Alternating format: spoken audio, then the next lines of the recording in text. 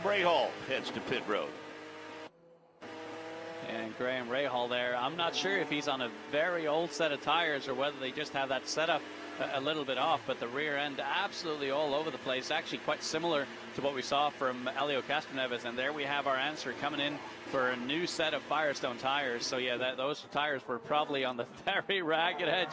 So we see one of them almost falling away from the crew here. But it'll be so interesting if we can get another onboard comparison here with Graham Rahal once he's back out on the new tires. We'll be able to see just how big that transition is from the old tires to new. Obviously, we saw him skating all over the track, struggling to get the power down. You can see all the graining on the front of these tires. So being worked super hard on this very, very abrasive surface here at COTA. Scott Martin checks in at Racecast WX. Of course, Scott does a great job of giving you the weather forecast at racetracks each and every weekend. We actually have him with us in the booth each year at Barber Motorsports Park checking in today. Great question. Wanted to know Firestone, what compound they're using for this weekend. We'll see if Jake Query can maybe track down somebody from Firestone and get that answer. That's a great question because this is a new venture. Yep. I would imagine there are maybe a little bit from the test last fall.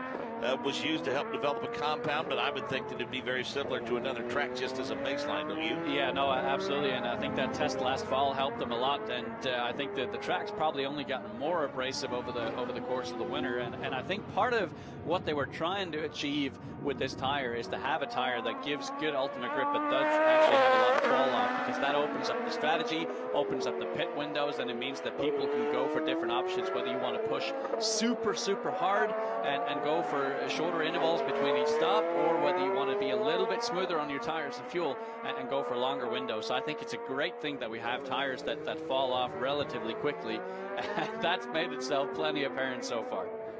Gregory Long, he's asking, you think there'll be much discussion, and there probably will be, between fans of both and fans of one or the other, about the difference in track times between times and speeds between Formula One and IndyCar? To be honest with you, I think it's a non-relevant matter. It really is, and it's because the philosophy behind these cars and the series are completely different. The one series is just about the outright technology, outright speed, and the other one is providing the best possible racing product, the best possible racing product that it can. And I think for that reason, will the Formula One cars be quicker around here? Absolutely, no doubt. But will the racing product be better for IndyCar? 1,000 times, well, yes. You know, here's the thing. I'm a fan of baseball. I'm a fan of football. I'm a fan of basketball. Don't try to make comparisons between them. I know. And because to do so is futile. I mean, be a fan of Formula One. Be a fan of INSA. Be a fan of IndyCar. Be a fan of USAC racing at Paragon Speedway in Indiana on a Saturday night. You know, just be a race fan and enjoy it for sure, especially when it's racing here. No, and I think it'd be great for a fan to come here first for the IndyCar race and then go to the Formula One race and just see the contrast between the two. And I think even if you get close up enough to the track, you can spot some of the minute differences. Other than the speed difference, I think you can see differences in how the lap time is generated and how much movement there is in the IndyCar, and how much the driver truly has to work to extract that lap time out of an IndyCar, whereas Formula One is a lot more sort of downforce driven, and therefore a lot less movement from the car. I'm getting the impression that our good friend and our cohort on IndyCar Radio, Rob Houghton, might actually be taking a day off today. He just checked in on Twitter. Had some kind things to say about you and I being in mid-season form or something. I beg to differ, but anyhow, thank you, Rob. Rob is not at a go-kart track or a racetrack of some kind today, apparently, which is kind of a bit of a surprise. One of the hardest working men in show business is Rob Houghton, and we can't wait to see him at St. Petersburg in a couple of weeks. Thanks for checking in, Rob. And we have Patrick Rivage Apex here saying, I see they fixed a few bumps on the track in turns 8 and 9. Have you heard from the drivers regarding the surface? Still looks rather bumpy in a few spots. Well, I guess the best answer to that is everything's relative. When you've raced around the Detroit Grand Prix and Toronto Grand Prix, every other track on the planet is going to be smooth, probably including the Baja 500.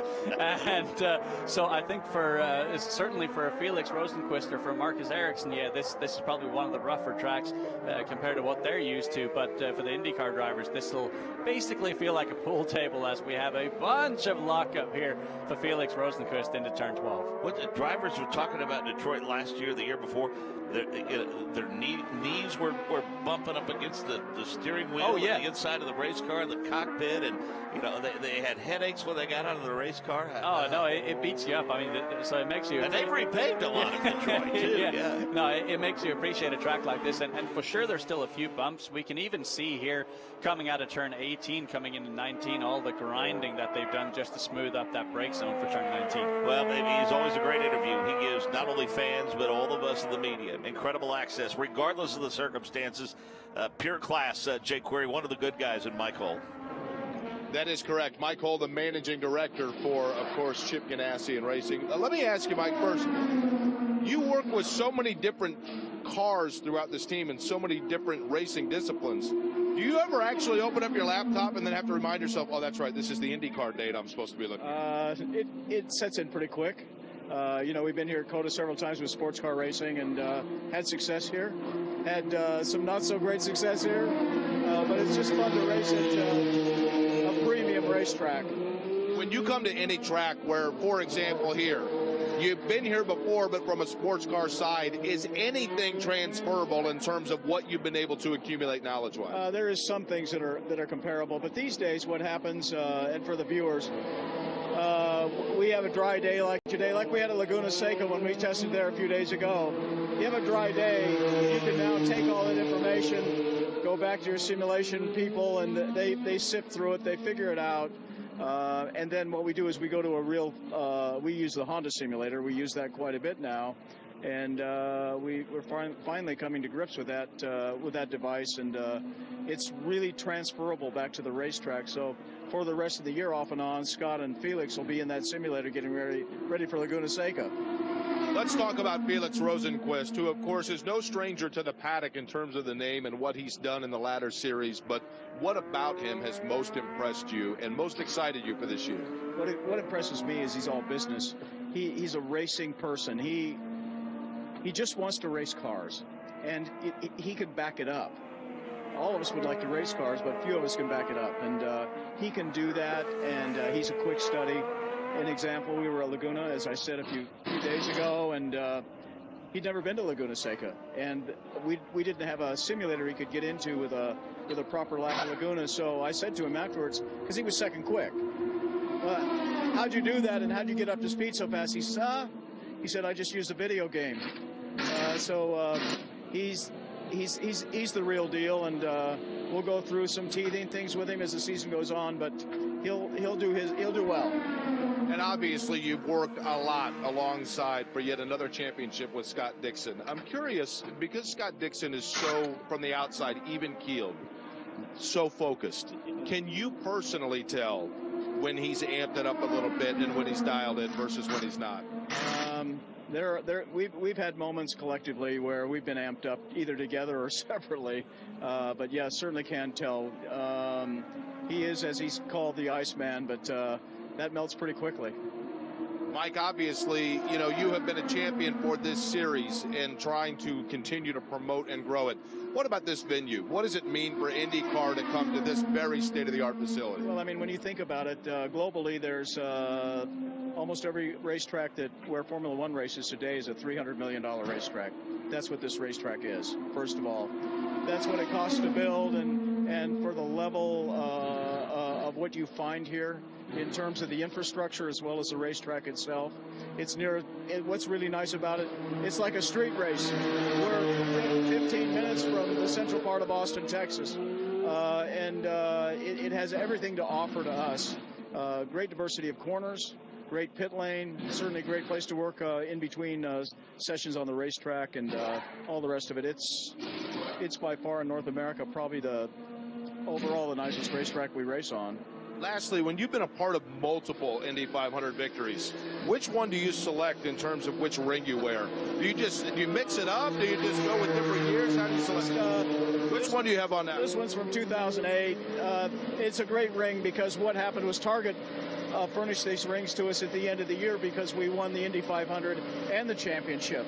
So it symbolizes what we do as a team, besides just Indianapolis, which is a pretty important event. But when you win a championship, it defines how well you work together for an entire year. And if you can build those kinds of years together, then you just keep working at it, and it just keeps working, and you're happy, and you get a few more rings, and it's okay. Well, you're setting the standard for the paddock for yet another year here. We look forward to talking to you over the course of the season. Thank you very much. It's great to have you guys here. Thank you. Mike Hall, again, the managing director, as he gets set to watch Scott Dixon in car number 9 for Ganassi Racing. First and last, of course, not last very often, but the accessibility never changes with Mike Hall. And I think I referenced it earlier when he talked about the top speed here and the lowest speed, the slowest speed that the car would be going during this test session. He always offers up, if you don't follow him on Twitter and you're an IndyCar fan, you should, because the accessibility, the information that he passes along is really cool. And you see him in the paddock, it rarely, if ever, shies anyone away. If he does, it's because they're on their way to a meeting. I just, every now and then, the right group of guys get aligned in an organization, and I think that's clearly what they have and have had in place for quite some time at Ganassi Racing. Yeah, 100%. And you just see that trust. Even I've had the opportunity to be a pit reporter on a number of occasions for Scott Dixon, and just listening in on his radio, and just the tone of voice and the rapport they have with each other is straight to the point. They're not going around the matter. They're just going straight to it, and they have that level of trust in each other where it's just a short exchange of words required to make a change that's needed, whether that is to the strategy or to the setup of the car. So yeah, I think that relationship is just tremendous. Okay, so Graham Rahal coming to pit road. Did we get a chance to take a look at how much Graham had changed? I know we were on Mike Hall for quite a while there, but not really sure if Graham has seen that much of a difference in his lap time from the last time he went out on that older set of tires or not. Yeah, so as it sits, he's 1.6 seconds behind that car of Alexander Rossi, and again didn't get a full read on exactly what he was doing here. So that's probably not exactly what he's hoping for, to be honest, with a brand new set of tires. So probably coming in after that short stint there to try and make a change to the car to see if they can still maximize this relatively new set of tires. But the thing about a tire is that it heat cycles, and the moment it's had one heat cycle on it, even if that's just one full flying lap and then you come into the pits, the moment the tire heats up and then cools back down, that's a heat cycle, and from that point forward it loses quite a bit of grip. So that is why qualifying is so crucial, because you don't get several laps or you don't get several heat cycles of a window of opportunity to make it right. You have that one shot, and that's why qualifying is so crucial. Is that why we see in this session, as we watch Sebastian Bourdais and that Sealmaster car, that it appears as though that at least early on when they leave pit road, the approach in the first about 3/4 to a full lap or so is for lack of a better term, it's a bit more gingerly approach than what we saw. We're not seeing a lot of hands crossing over in turns and things of that nature. Yeah, no, and they have to be really, really smooth about that, because if they overwork the tire, you can actually lose the grip before you've even done a solid flying lap. And as for the timeline, that's actually right across there, I believe, on the entrance to turn 19. So that basically means that where they're timing their lap from is before the front straightaway. So they'll exit pit lane, they'll do a slow and smooth warm-up process to the tires, and then they'll try and go for a flyer. So I think that's probably what we're going to see here from Sebastian Bourdais as he comes up towards turn 1. So super deep on the brakes here. Do not want to have a lockup here. Roll the speed nice and smooth there for Sebastian Bourdais. And now down the hill again towards turn 2. Just a great sector here coming up with 3, 4, 5, 6, 7. Just back to back in massive amounts of G-load. This is great stuff. This is what IndyCars were built for. 20 turns is a bit of a workout, especially with the elevation changes here. Yeah, it is indeed, and especially on the first part of the track, there is literally no time to breathe whatsoever until you get through turn 11, when you have that long back straightaway. Up until that point, it is just go, go, go, and you're constantly working the wheel. So you think that over the next 2 days, the comfort level should be pretty high for these teams when they come back here for the race? Well, you would hope so for the majority of them, but at the same time, there is no worse feeling than having a 2-day test and then putting the car back in the trailer, and you feel like, man, the car just is not handling the way I want it at all, or you're at the bottom of the charts. So it's one of those where it's a beautiful feeling if you put the car back in the trailer and it feels great, but if not, man, then you're scratching your head for the better part of a month, and then you come back and you're just hoping and praying that you have a good setup. That's kind of like last season when you didn't qualify well, and maybe going into the season you had convinced IndyCar to do away with the final warm-up session before you go to the race, and now you've learned maybe that warm-up session is coming back on race day, so you'll have an opportunity to tune it up one more time before you go. There you go, and to my thought, it won't change anything of the result whatsoever. But anyhow, honestly, and we talked about this last year when some of the drivers that didn't qualify well would bemoan the fact that they didn't have another chance. I think you were very adamant by saying, look, I don't know that that's going to help you all that much. Yeah, no, because it's a much, usually the warm-ups are early in the morning, so that means that the temperature is completely different than that race time, and so I really just don't see it affecting the end result that much. So how much after that session, we talked about the long debrief, did you anticipate that perhaps some of these drivers might go so far as to make some adjustments to maybe what's surrounding them in the cockpit? I mean, did you see a bit of it off there by Ryan Hunter-Reay? You talked about the pressure and the forces on the upper body and especially the neck area. We know sometimes you're going to stack that foam padding to one side or the other depending on whether you're on an oval or a road and street course. Do you think maybe some guys found that they needed to make some adjustments in their cockpits based upon a 2-hour session or so this morning here? Well, I would have thought so if the grip levels were higher, but lucky should I say, for some of these drivers that haven't been in the car for a while is the fact that the grip level is relatively low, because usually we'd see them going through the corner we're looking at right now, 16, 17, 18. Oh, as we have Ryan Hunter-Reay off the track, stopped. And I actually think that's in the middle of 16, 17, isn't it? Yeah, he went a little wide earlier. Looked like he was having an issue with the car, and then all of a sudden it has come to a stop. Huh. So in terms of the ride height of the race car, how difficult is it going to be to find the right ride height around this racetrack, with the bumps being rather sporadic and rather spread out, and also the elevation changes? It's very, very difficult, and that is because you always want to run the car as low as you possibly can to generate the most amount of downforce. But think about it, brake zone for turn 1 is a huge uphill, so the moment when you hit the brakes, it's going to be so easy for the car to just bottom out, and then you're just on the skid plate and the car won't slow down. So I think it's a very difficult thing here, because it's got some bumps, it's got some off camber, it's got some cambered corners, so this place definitely won't be very easy with that. It's definitely a very different demand from corner to corner. A full fuel load, brand new Firestone Firehawks. 10 laps into the run, how much does the car change going up that hill into turn number 1 with that tire wear and with that fuel burning off to affect the weight of that car? It'll in the brake zone, the two will almost equal each other in that the tires fall off, but the car gets lighter, so you can probably brake in around the same time. But I think where the really biggest difference is in the ability to put power down coming out of the corners. That's where, especially around an abrasive track like this, the grip just goes away like that. So that makes it really difficult to stay on power. We'll talk more about that throughout the course of the show. We had a question about the tire compound. Jake Query's caught up with the good folks from Firestone. In fact, Kara Adams is the chief engineer for Bridgestone America Motorsports and Firestone Racing. Kara, first off, let's talk right about that. Let's get to the compound. This is a new track. So what does Firestone do, and is it comparable to the compound that we see elsewhere? Yeah, actually this is the same compound that we used at Indy Grand Prix last year, but the construction is just slightly different. We're using a Road America gauge because we have a lot of long S's, so that puts a lot of heat into the tires. So to mitigate some of that heat, we use a lighter gauge, but it's the same compound as Indy Grand Prix. We actually came back here a little late last year.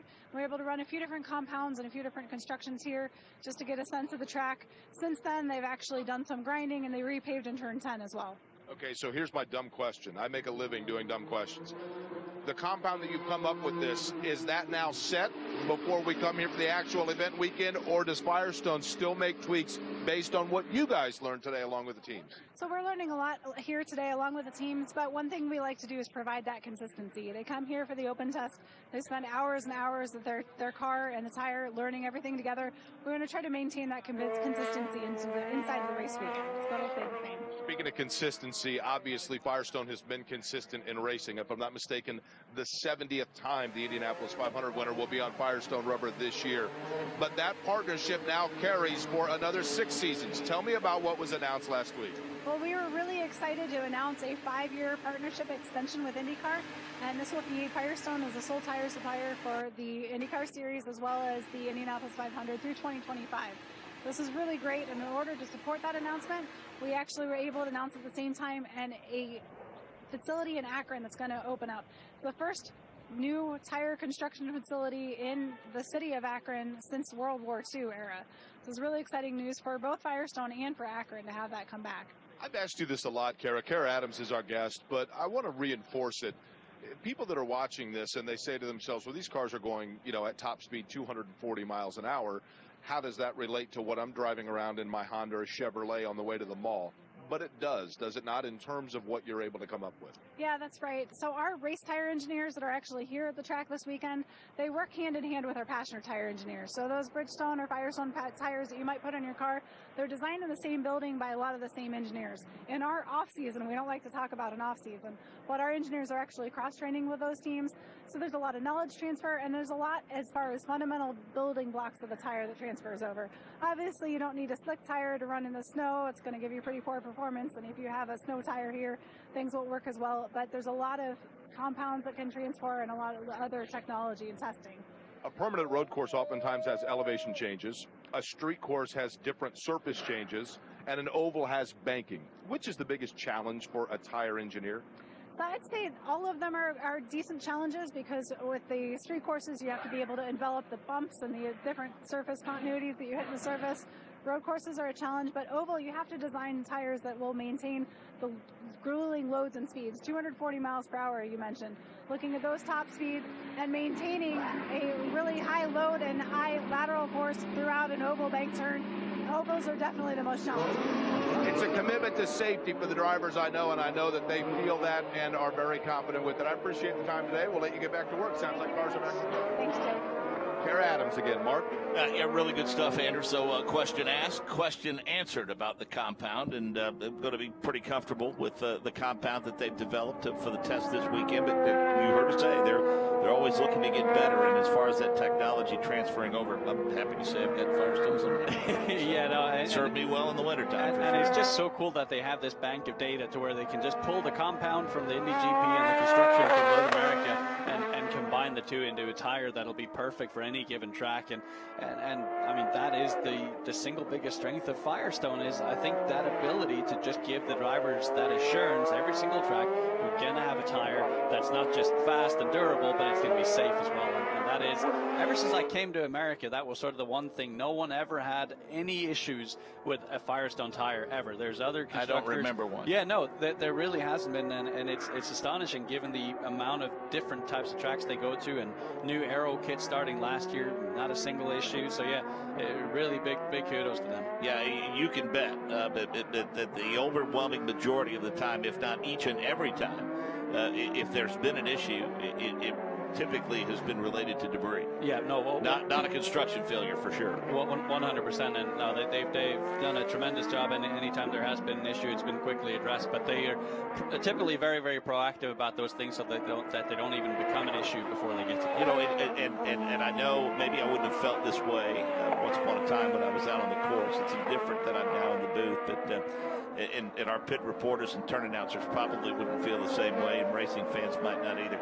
But one of these days, I would really like to see a majority of the race run in the wets, just to see how wets perform. And I think drivers, by and large, wouldn't mind. I don't want it to be to the point where we've seen it before, where the rooster tails made it impossible to see.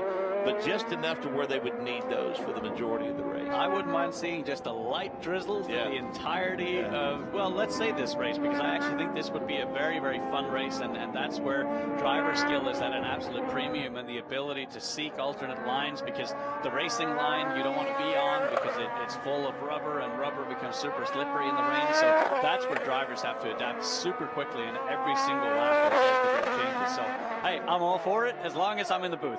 Well, I will say this. We are a long way from anything like that today, huh? I mean, temperatures warming up into the upper 60s. I think it's getting a little warmer than they initially forecasted, and that sunshine is bright to the point where we had to roll the shades down a little bit. Yeah, no, it's absolutely perfect. So I think couldn't have asked for a better day, and there is a slight bit of wind now that's picked up during the course of the day, but still nothing that'll upset too much here. And we're still getting a lot of really good questions on Twitter, and Marvin Blue is back at it here asking, hey, what driver what driver/drivers do I need to keep an eye out for 2019? And who is your favorite pop group, Spice Girls or Little Mix? Well, I'll answer that pop girls or the pop group thing first. That is obviously Spice Girls. Okay, I'm uncomfortable. There is no question about it. They are just magnificent. That explains your ringtone. And what driver and drivers do you need to keep an eye out for 2019? Well, I think you kind of have, of the establishment, I think you can really see Alexander Rossi be on top of his game this year. He was certainly, in my opinion, the quickest driver during the course of the year last year. I really think we're going to see him go from strength to strength. He's going to be difficult to beat for the championship. But as far as up-and-comers are concerned, I mean, I think we have in the rookie crop, we obviously have Felix Rosenqvist, Marcus Ericsson, and Colton Herta, all of which can show tremendously well. But don't count out someone like a Zach Veach, who just had such nice progression during the course of the year last year. And I think he's on course for a podium, if not a win this year. I think he's going to win a race this year. It wouldn't surprise me at all. I mean, just when we talked to him earlier today, you heard him say that he has got a whole head full of data at this point after going through everything, all of the data files from last year, spending the offseason looking at all of that, going over it with his engineers and the race team. And there is a level of confidence in that interview that we had with him earlier today that makes sense after a full season. We talked about it earlier. Alexander Rossi is, I think, in the hunt, but we'll get specific numbers for you at some point. But if memory serves me correctly, the season following a championship season rarely has been a memorable one for Scott Dixon, and that may very well change this season. It could very well be, but there's a bunch of hungry drivers around him, one of which we're on board with right now, James Hinchcliffe, who obviously had that huge win at Iowa Speedway last year and Long Beach the year before, so he's had really, really high highs, but he's also had some fairly big lows, so it's a matter of kind of evening those out and having just a super consistent run for James Hinchcliffe this year. And I really think that the key for him and Aero Schmidt-Peterson Motorsports this year is going to be figuring out their road course game, because on street courses and ovals, or short ovals especially, they really are quite strong, but on the road courses, yeah, they have a little bit of work to do. So this test will be a perfect opportunity to figure that out. I mean, you talk about the competitiveness and the depth of this field. Say you're starting 23rd, 24th, and you start before the race starts, when all the cars are lined up on the grid, you start at the front row and walk back to your car. How do you not get to that last row, hop off the wall, and just say, what am I doing? How am I going to do this? How am I going to do this? I mean, when not only is the champion a true champion because of the various disciplines and adding this to the mix in Laguna Seca and Indianapolis and Texas and Iowa and places, Road America and others. But my goodness, the field, the talent, the field that you have to beat too. I mean, there are no slouches in this field. Period.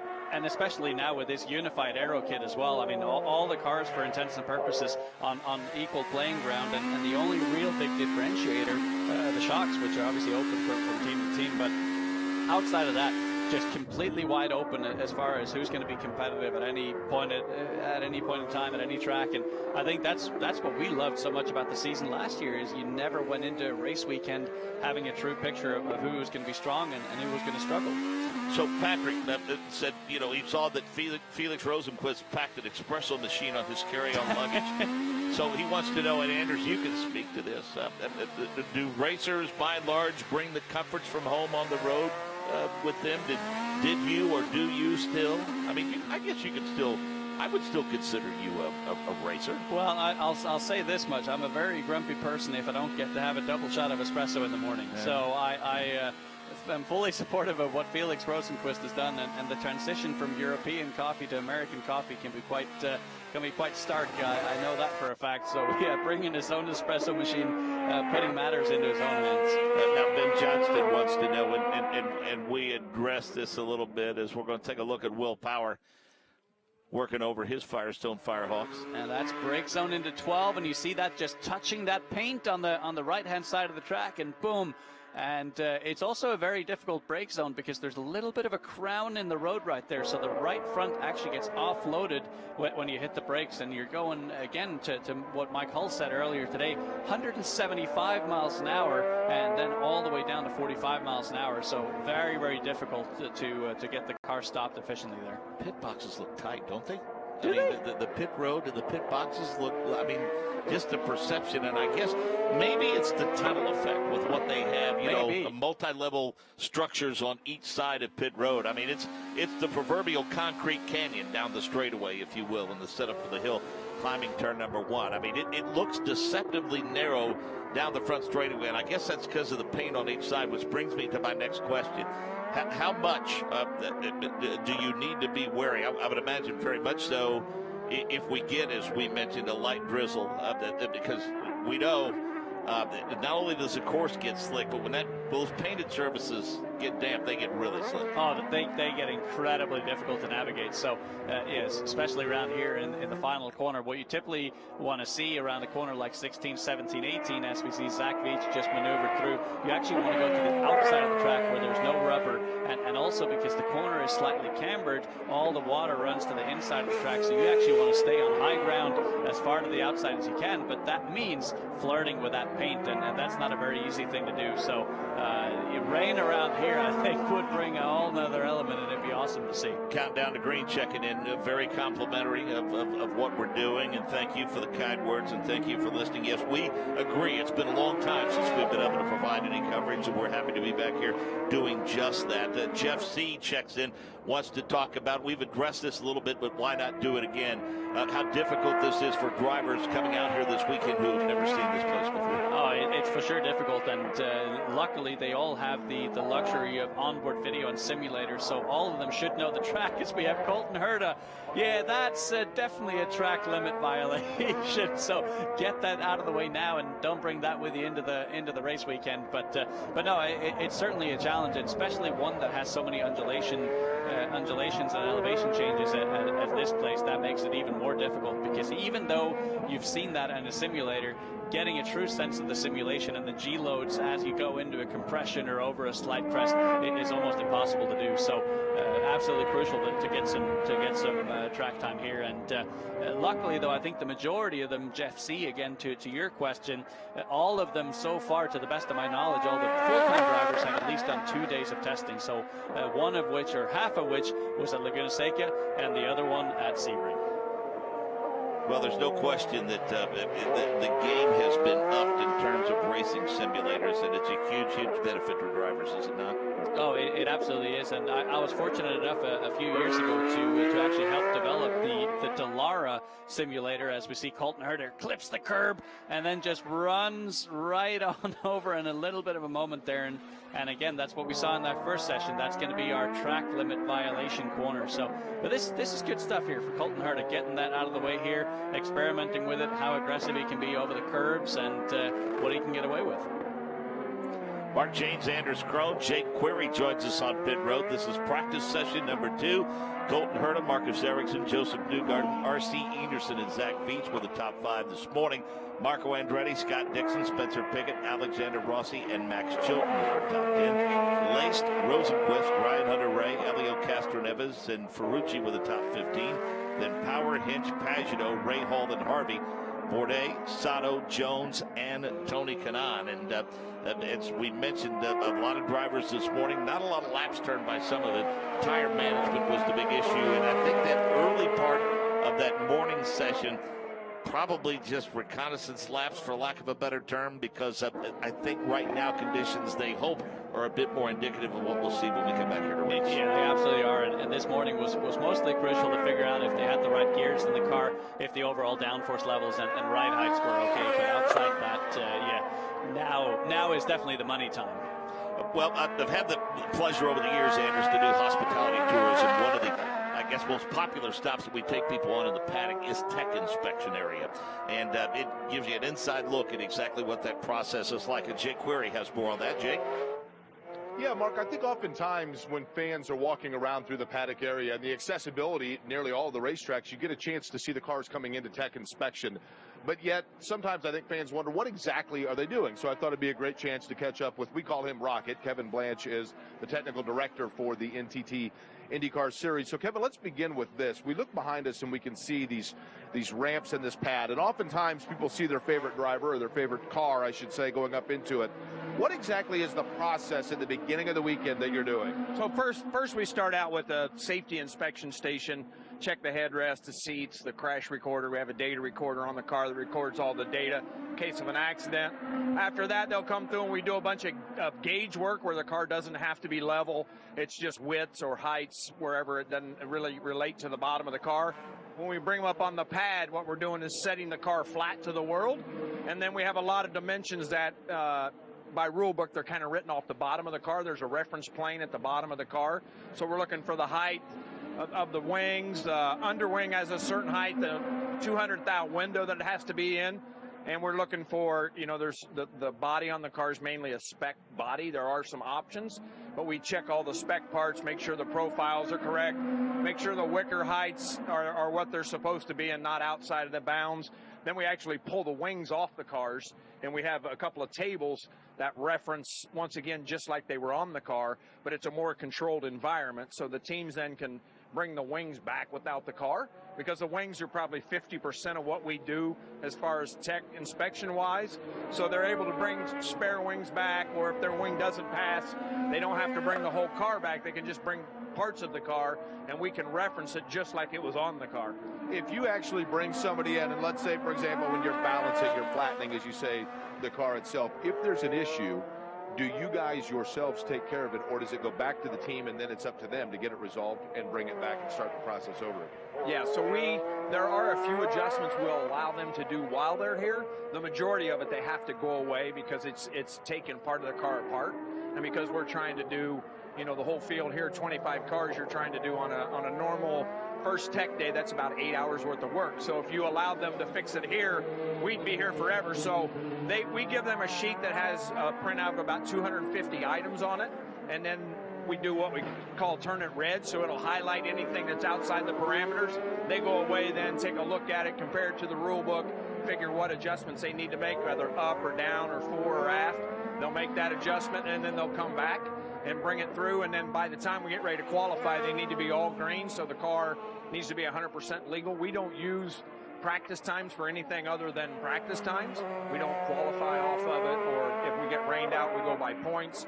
So we're not really too concerned until it gets to the competition side. Kevin Blanche is the technical director for the NTT IndyCar Series. We're at the Circuit of the Americas for this spring test. All right, at the beginning of each race weekend, I noticed after the first practice session, all the drivers run to you, and then they stand on a square over there. Now, what are they doing? Yeah, so we do a driver equivalency weight. So we ballast all of the drivers up to and or down to 185 pounds. So, for instance, if you're 175, you have to add 10 pounds to the car. We put that in a certain location, which is right behind their back, so that it's basically where the driver is at. And we allow them 3-pound variance either way from the start of the season. So if they reach the 4-pound mark, they have to adjust. It's not optional whether it's more or less. At 4-pound, they have to make a change. So they're all coming back. Most of the time, these guys are athletes. There's not much variance. Who's the heaviest you've ever seen? Didn't tell me. The heaviest is Graham, which is due to their height, right? It's a big guy. Big guys. Sato's way down there. He's a little bitty guy. But most of the time, the only time they ever change is you'll know they'll come in and you're like, man, you've been sick or something. They'll lose 5 or 8 or 10 pounds, but then they gain that right back. And guys like Dixon and Kanan that are full blown, triathletes and all that, they'll stay within a pound or two all season. It's really amazing. Okay, last question for you. Once the race is over, obviously you bring in, let's say, the top 3 to make sure that all the specifications are what they were when they left here. Do you randomly select throughout the field to keep everybody honest throughout? Yeah, we always take the top 5, and then we randomly pick at least 2 or 3 from each manufacturer, just once again to try to, I call it spread the love, but we aren't spreading much love down here. So it's to kind of, just like you said, we may take a guy that's 19th place, and you can question a lot, why you taking him? Well, he could have been 20th if he wasn't 19th. So we want everybody to be assured that no matter where you finish, there's a chance you may have to come back here, and that's kind of the unknown that keeps everybody, up on the top. It's always good seeing you. I appreciate the info, and it's fun. I think it gives them an idea of what they see. It's always fun. People love seeing those cars line up, so I appreciate the explanation. You're welcome. It's cool they can come back here, and we're one of the only racing sports that allow that to happen, and they can actually see what we're doing, and it's really cool, like you said, when they come back and why we taking an 18th or 12th place guy, that they see we're doing our job. Kevin Blanche, but folks, if you see him, you can call him Rocket too. He answers to both. Yeah, and if you don't see him at a racetrack, chances are you'll see him on one end of a fishing pole somewhere out on a boat for sure. And you look at that, right?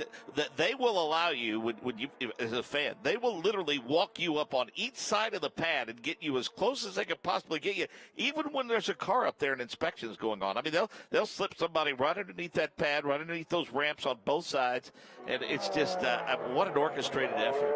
Yeah, and I think what's really cool about it is the fact that they do this tech before the session so that drivers and teams aren't surprised on the back end, or at least shouldn't be, unless they've changed anything in between being teched and the session. But at least that way you know already, okay, my car is within the parameters that IndyCar will let me drive, so it means that there's a lot less surprises potentially on the back end, whereas other sports, they don't do any tech on the front end of the session, so everything is just a big question mark until the end of the session. So I think that it's a great system that they devised, and enables the teams, if they are slightly outside the rule book, to address it before the session, and therefore it be an even more equal playing field. So I think it's a great program. And the emphasis on that initial inspection of the weekend is making sure that car's safe. Everything's buttoned up. I mean, he's got to pass that. And to give you an idea of his background of experience, for those of you that don't know, I mean, he knows what to look for because he's been a crew chief himself. I mean, he was part of that monster team that they had at Panther Racing with, won back-to-back championships with Sam Hornish Jr. So he knows exactly what to look for. He knows how to talk to these guys, and he's been where they've been, and I think because of that, there's a healthy level of respect for Rocket, for sure. No, 100%. We're actually getting a question here from Countdown to Green asking, hey, was Rocket just explaining IndyCar's version of BOP? What he was explaining with the driver weights is just basically to make sure that every single car and driver combination is the exact same weight. We don't want to have one combination like previously we had where they would weighed independently, and that obviously meant that if you had a light driver, they would have a huge... The Danica rule. Yeah, exactly. Okay. You would have a huge advantage out on the track if you were a light driver. So in doing this, they just make sure that every single driver and car combination is the exact same weight, and the weight won't be a factor. Before that rule came into effect, if I understand it right, when Sam Hornish Jr. left Panther and went to Team Penske, he found out how much less Elio weighed than he did. And Sam Hornish Jr., who probably didn't have more than a half an ounce of body fat, put himself through a training regimen in the offseason with the idea that he was going to take off anywhere from 15 to 20 pounds just because he didn't want even his teammate Elio to have that kind of an advantage. Yeah, and I like the system they have now where they'll actually weigh the drivers at the beginning of the weekend, because it used to be, even when I was driving Indy Lights, we would only be weighed once a year, so it was the beginning of the year. And so what everyone would do is in all of January, you would eat as much as you possibly could and put on as much weight as you could, and for your annual weigh-in, you would just fill up with water, fill up with food and everything you could, get weighed in, and then as soon as you were weighed in, your goal the whole season was just to lose as much weight as you possibly could. And obviously for bigger guys, yeah, that could be a huge delta. That could be a delta of 20, 30 pounds. So I think now the system is much more fair, and so it's by no means a BOP or a balance of performance. It is just making sure that every single driver and car combination is the exact same weight. A lot of questions from people wanting to know what the driver's feedback is, and we know this. My guess is that excitement at being here is only going to be intensified. The desire to get here and race under race conditions, qualify under qualifying conditions, is only going to be heightened by their visit this weekend. I think really that spent a lot of time in the debrief and didn't really get a chance to talk to too many of them. But I think after practice to the second session today, we'll have a better idea and get better feedback from the drivers. And you folks that follow on social media, I think you'll see a lot of glowing feelings and some very positive comments from these drivers about being here at COTA today. Oh, absolutely, and especially for the ones towards the pointy end of the field. I mean, Alexander Rossi certainly at the moment 6/10 clear of Felix Rosenqvist. And just a reminder, everyone watching at home, that you can follow live timing via INDYCAR.com, and great opportunity to follow everything lap by lap. But yeah, Alexander Rossi so far, just a stonker of a lap there, 148.204, and then Felix Rosenqvist following 6/10 back, 148.791, with then Simon Pagenaud in third at the moment. And obviously there's still a little bit of a up and down here with new tires and old tires coming into play, but still that gap there for Alexander Rossi is pretty impressive. And of course, the race weekend here comes up March 24th. It's one of two new venues on the NTT IndyCar Series schedule. WeatherTech Raceway at Laguna Seca will hold the season finale September 22nd. And of course, a long and storied history in open wheel racing there. 22 IndyCar races have been held at Laguna Seca over the years. It most recently hosted a finale in 1996. That, of course, is when Alex Zanardi made the corkscrew turn pass of Brian Herta on the final lap. The most recent race at Laguna Seca was in 2004. And I know drivers are just as excited about going back there as they are coming here to COTA. Yeah, they most certainly are. But that track has changed a lot since last time they were there. So that the grip level and the abrasiveness of the surface has changed a lot. And I had the opportunity to speak to Sebastian Bourdais just briefly after the test, and he said the biggest takeaway was just how abrasive that surface was and how low grip that is. And the reason why I keep re-emphasizing that is typically when we have an abrasive, low grip surface, it leads to great racing. We saw that all the year last year in St. Pete under mixed conditions. We had an amazing race, so I'm looking forward to that. So low grip surface to me is just fun. Certainly want to welcome NTT Data as the new series sponsor. A multi-year entitlement agreement was announced in January. It's a one-stop innovation partner for big businesses and government agencies, offering a full range of IT needs. A $106 billion per year technology services giant, the parent company of NTT Data. That is, of course, a U.S.-based subsidiary. It has an ongoing multi-year partnership with Chip Ganassi Racing. Of course, we're all very familiar with that. They'll bring various technical developments to the series. The first will be a new IndyCar mobile app possessing more functionality and content. Services will not be restricted. You can download that app now. It's unveiled just in the last 24 to 36 to 48 hours. It, of course, will showcase NTT's smart racing and smart cities technology to support the sport and IndyCar's venue. So NTT Data, this is, I think, going to be a long and very successful marriage between IndyCar and NTT Data. Yeah, absolutely agree. And they've obviously already been a great partner with Chip Ganassi Racing. So to see them expand upon this is just fantastic to see. And it's kind of carrying on the theme with Gainbridge just announced as the title sponsor of the Indianapolis 500, and with them having the Zach Veach car as well. That's really, really cool to see. Well, as we talked about it earlier, Firestone's extended its exclusive tire partnership with IndyCar. That lasts through 2025, and that's one of those announcements that I was blown away. How many drivers responded to that on social media saying, hey, thank you, Evans, we're thrilled to death? Well, I was going to say the only people upset about that are other tire manufacturers, and everyone else are just thanking their lucky stars that Firestone's going to be hanging around for that much longer, because, yeah, their product and support is just second to none. Well, we mentioned a handful of rookies already, Marcus Ericsson and Felix Rosenqvist. We, again, are hopeful that something will come to fruition for Pato O'Ward, the Indy Lights champion. Of course, we've talked about Colton Herta, Santino Ferrucci. And we'll hear in just a few minutes, he's here this weekend. Ben Hanley is another rookie that we'll be keeping an eye on, and we'll hear more about about what his plans are for 2019. As a matter of fact, ask and ye shall receive, Jake Query. Mark, I try to deliver, and Ben Hanley is here. Dragon Speed is the team. let's begin by talking about this. You have, obviously, you're a native of Manchester, England, and I think most people know you have extensive racing background in Europe, but not necessarily in the United States. Take me through what came together for you for this 5-car deal for the 2019 NTT IndyCar Series. Well, obviously, it's not easy to just change championships like Dragon Speed are going to do this year, but it's a great group of people, and yeah, it's a massive opportunity for myself to showcase what I can do in the car, and yeah, I'm just really looking forward to it. You know, it's been here today for an hour. It's nice to look around and see what's going on, but after that, you just want to be in there driving. And obviously, the debut for you will be in St. Petersburg. This is 5 races as of now, correct? Take me through which 5 will be on the schedule for you. Yeah, so we're starting off with St. Pete, and then we've got Barber, Indianapolis, Indy 500, Road America, and Mid-Ohio. Okay, when you get to St. Petersburg, you know, this is obviously a great chance for you, Ben Hanley, to walk around and familiarize, to talk to some of the guys with which you'll be competing. But what jumps out at you about this car, and what things translate immediately? What things will be a challenge? Well, the first race is going to be a huge challenge for everyone in the team. You know, we're new to IndyCar. We're relatively new to racing in the US.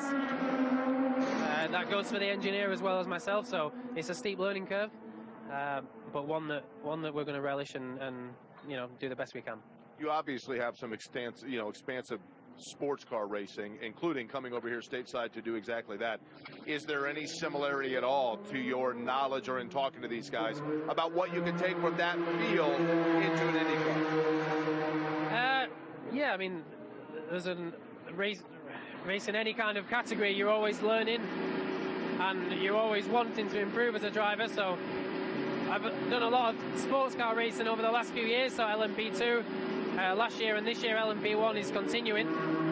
So I'm going to be jumping between the series on quite a few occasions, but at the same time, last year and since 2008 really, I've been doing a lot of development for single-seater series and for tyre manufacturers, so I've got a lot of experience, and hopefully that's going to really help us get up to speed sooner rather than later.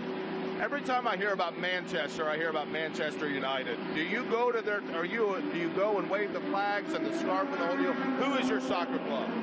At the moment, I'm quite a big fan of Burnley.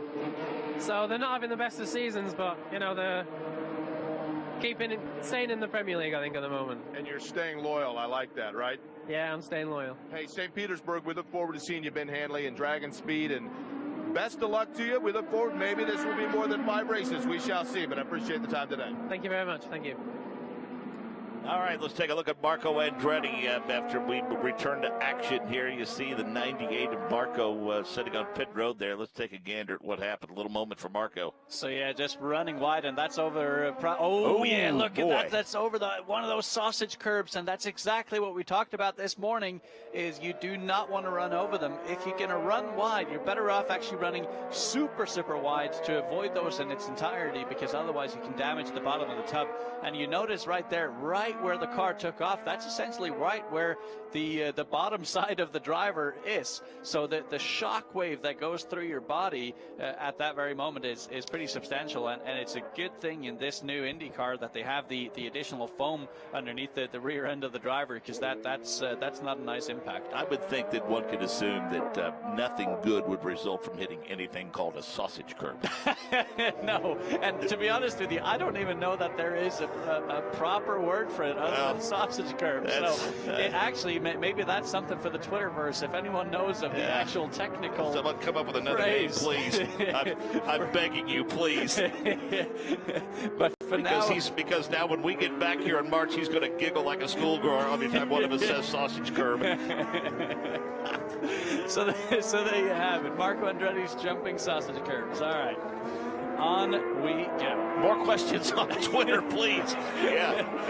Hey, it's always great to see a new young driver come to the series, and especially via a new race team. Well, and I think the cool thing about Ben Hanley is he's kind of a bit of a silent assassin in that not a lot of people over here have heard about him, but he's got a ton of experience. He was actually a Renault junior development driver for their Formula One program back in sort of 2008, 2007, something like that.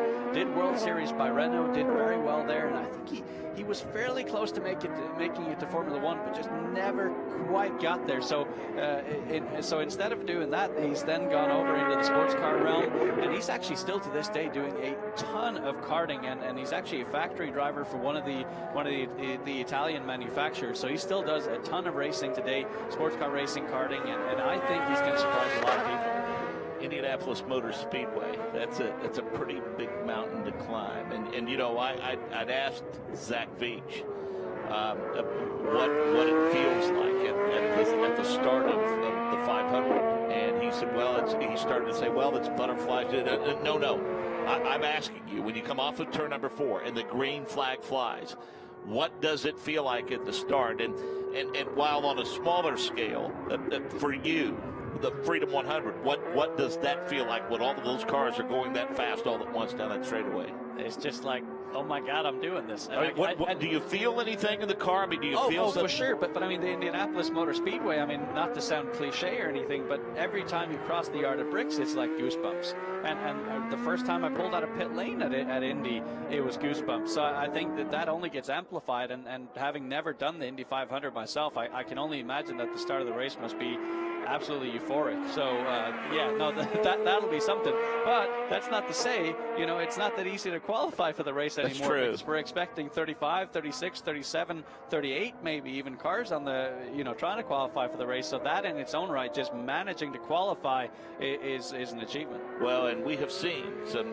pretty talented drivers over the years, because again, that place does not promise you anything. And I believe it's 1995 when two pretty notable drivers, I believe, in the Penske stable did not make the Indianapolis 500. And Ben Johnston has saved me here on Twitter, and he has absolutely called it the way it should be called, and it's a sleeping policeman.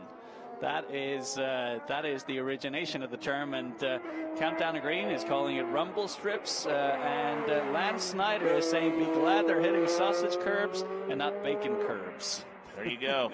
All right. So ask and you shall receive. I mean, that's good stuff, and that's the immediacy of social media.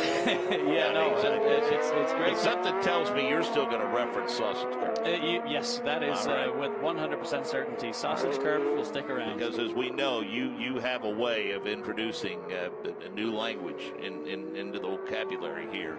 In the NTT IndyCar series. And it's part of the beauty of being a foreigner is that I can still afford myself to do that and have a good excuse for it. So I think I'm just going to carry on. Alexander Rossi is P1 now. Rosenquist is P2. Pagano, Herta, Hinchcliffe, Ferrucci, Dixon, Hunter-Reay, Will Power, and Spencer Pigot. We'll reference where we're at in terms of timing and scoring a bit more frequently now, because we know in the afternoon you might actually have the screen minimized with an earbud in so your boss doesn't know that you're at work and paying attention to this test from COTA. We appreciate you doing that, by the way. And so Alexander Rossi, top of the chart still, no change there to his time, so 1:48.204, so not having complete visibility, that would have likely been set on a new set of tires. And then the question is, of course, Felix Rosenquist, Simon Pagano, and Colton Herta following, have they done the same? As we're getting a replay here of Matthias Leist, a little bit of a lockup, followed by a bunch of opposite lock, and is that going to, oh, and it's a full spin. Easily done, because you crest that little bit of a hill there and you can brake so deep, but if you carry the brake a little bit too far, the car gets light, and then the moment it kind of lands again in the compression for turn 1, that's when the front grips up again and spins you right around. So that is super easy to do, and especially now with very low grip that we have at the moment. we should, back to the business side of things, we mentioned Firestone extending its tire partnership with IndyCar. Also plans to be the title sponsor of the St. Petersburg and Laguna Seca races to open and close this season. Should give a tip of the cap to the good folks at Speedway, now the official fuel and official convenience store of IndyCar and the Indianapolis Motor Speedway. And part of the program is a chance to showcase the sport in speedways at more than 4,000 locations nationwide. Of course, we talked to Zach Veach earlier. His sponsor, Cambridge, recently signed as the presenting sponsor of the Indianapolis 500. And Acura becomes the title sponsor of the prestigious Grand Prix of Long Beach. 36th consecutive year IndyCars will roar down Shoreline Drive, and the rest of that iconic course, which is just shy of 2 miles, had a long relationship with Toyota. That went away, and just like that, they were able to secure the sponsorship of Acura, and always look forward to going back to Long Beach. Can you say momentum? Oh. I mean, it's just, the offseason has just been littered with positive announcements, driver announcements, sponsor announcements, team announcements. It's been just fabulous. So, but now I think it's time to get down to racing. We're a month away from the St. Pete Grand Prix, and just absolutely can't wait. And this guy in the shot here, yeah, he's fairly hungry, I think, to defend his crown. Well, yeah, and as I mentioned, you know, Scott has not typically. Well, let me say this. It's not like he stuck it up, but I mean, he's had trouble repeating, you know, and typically the season hasn't gotten off to a very good start for Scott Dixon. St. Petersburg is one place that he has not had a lot of success at over the years for whatever the reason. Some guys just get snake bitten at racetracks. Of course, there's plenty of other places he owns. Mid-Ohio comes to mind, for instance. But yeah, I think if there's anybody that's poised to repeat as a champion, and as we mentioned before, he piles up points almost like no one else does. And you know, in kind of retrospectively going back and thinking about the season last year, if there's one thing that Mike Hall and Scott Dixon can do better coming into this year, it is once they've picked a strategy, they need to stick to it. I feel like there were a few occasions last year, Mid-Ohio springs to mind as one of the occasions where they could have stuck with the two-stop strategy but decided to go away from it, whereas Alexander Rossi and his strategist Rob Edwards stuck with the two-stopper, and it paid off in the end. So I think it's just having that inner confidence within yourself to really stick with a strategy once you've committed to it, because the moment you jump off it, then you're kind of taking the worst of both strategies, as it were. So I think that's the one area where Alexander Rossi and Rob Edwards were so strong last year. They committed to a strategy and they stood by it for better or for worse, and more often than not it was a positive thing. So Scott Dixon's certainly going to have his work cut out with Alexander Rossi this year, but I can't wait to see the show, and certainly a lot of developments on both of these teams as well, as we now see Simon Pagenaud in the shot, who's looking to have a bit of a comeback year this year. Well, in 2004, after he won the title in 03, he finished 10th in points. Now, he was runner-up in 08 after he won the title, in 09, rather, after he won the title. In 2014, he was 3rd in points.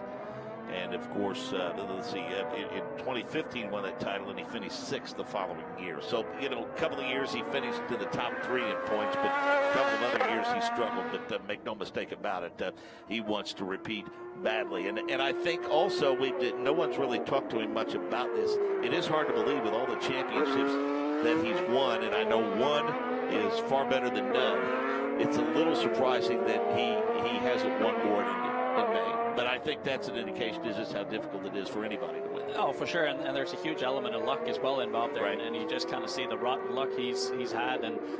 But at the same time, I think last year, for example, he really made the most of just being off pace throughout the race to make a strategy call that actually put him on the podium. So yeah, he's been snake bitten a few times there, but certainly made his luck on other occasions as well.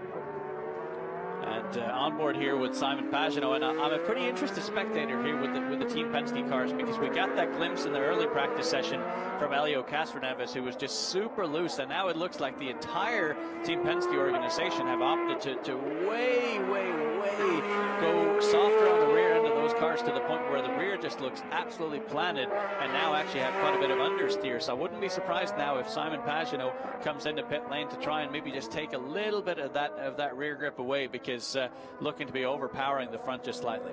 Talking to a team principal last year for one of the newer teams, and the owner was talking to this guy. It was at St. Petersburg, in fact, and it was after a practice session, and the Penske cars came rolling back to the paddock. paddock, and this relatively new owner to the series says, okay, you've been around a while. Explain to me what the difference is between what we're doing and what they're doing. And, you know, it's a single-car team. And as the three cars were coming back, he was talking about different shock positioning on the three Penske cars. He said that's what they're doing that we just can't do. And that's the benefit of not only the longevity of an organization, but it also is a clear indication of three guys that are sharing their information and doing so willingly because they understand that's part of the makeup. But more than anything else, it's just the sheer advantage of the numbers game with having a multi-car team. Yeah, it is for sure, but it's got to be used in the right way because it can also be one of those things where you have so much information, but you don't know what to do with it all, and because of that, it just becomes a very confused picture. So I think what they've done is they have in place, obviously, a tremendous engineering force behind them that all work very well together, and that just drives them forward to become even more competitive. Getting a really interesting question here from Chad Irvine, yeah, I just saw that. Who's asking, is it just me or the car's running an extreme amount of camber on their setups for today's test at COTA? And that's actually, I haven't had a chance to look at that myself up and down pit lane, but I would say that is very, very likely. And the reason for that is with all these long duration corners, you can imagine the cars roll over and are at maximum G load for a long period of time compared to, let's say, a road course like St. Petersburg. So typically around these road courses, you tend to run more camber than you would at a street course just because of how long these duration corners are, and also you have quite a bit of camber to a few of them. So therefore it almost becomes a bit like an oval like Iowa Speedway, where you see the right-hand side of the car has a ton of camber, and that's because you just run that super high banked load on the cars for such a long period of time. So that is exactly that, to help with this infield section of the track from turns 1 essentially through turn 11, which is just back to back to back, and it just helps the car take a set once the car is rolled over and is in full G load. A couple of questions gotten about the popularity of late of, for instance, like NASCAR does at Darlington throwback races where they use throwback paint schemes and salute to days gone by, and wondering if that idea might be forthcoming for the NTT IndyCar Series. Sponsorships make that difficult, I think. Now, you know, maybe you could work out some sort of scheme, but we mentioned the yellow submarine that Pedro. I mean, that is one that takes you back. And we have seen a handful of quote-unquote throwback paint schemes of late. Yeah, no, you absolutely had, and I think the best probably throwback scheme that I could think back of was the car that Marco Andretti drove at ISM Raceway, the Kmart throwback to the old. Yeah, they made that work. Yeah, which looked absolutely spectacular. And on board here with Ryan Hunter-Reay coming through turn 19, and just loses the rear end a little bit, and then runs wide, and smartly enough just opens up his hands, waits until the end of the curb. Here we have Marco, just goes over that curb, and look at that, very, very smart, goes around what is now called, and this is Oliver Kell telling us these are actually officially by the FIA called baguette curbs, all right, and not sausage curbs. So the sausage curbs are very similar but run parallel to the track and usually on the inside. So apparently on the outside we have baguette curbs. See, you can't get this information just anywhere. So any type of food group we have out at COTA. Yeah, that's right. Yeah, so no more sausage curb references. Okay, it's a baguette curb, and we'll keep track of that. Now, going back to the off by Ryan Hunter-Reay, as we get a look at what we're talking about there, up and close. That's a great shot, by the way, of exactly what it is we're talking about. And Anders, you can look, just the eye can tell you that is something that certainly you're going to notice when you hit it, and it's for sure going to upset the balance of the race car. So when a car breaks loose, where do you feel it first? Do you feel it in the steering wheel? Do you feel it in your rear end, or when do you know that for sure that it's going? Well, you feel it in your back first, because you just feel that momentum of the rear just switching away, and it's kind of in that very moment that you hope that you have the ability to correct it with the steering wheel preemptively, so you don't have what we saw with Matthias Leist earlier, where the car breaks away from you before you even have a chance to make a correction to it. So, and that's again why it's so important to have a car that's compliant, something that breaks away not in a surprising manner, but when you feel the rear in your back and in your bottom side, when you feel the rear start slipping away from you, you proactively make that correction so it looks like a small slide. Whereas if it just violently snaps away from you, then you don't even have a chance. So to that end, certain drivers set up the car the feel of the car, literally in separate parts of their bodies. No two drivers, I think, are rarely identical. So for you personally, where did you want to feel good? Hands, legs, rear end, back, where? I think for me, all of my feeling essentially came through my back and through my core.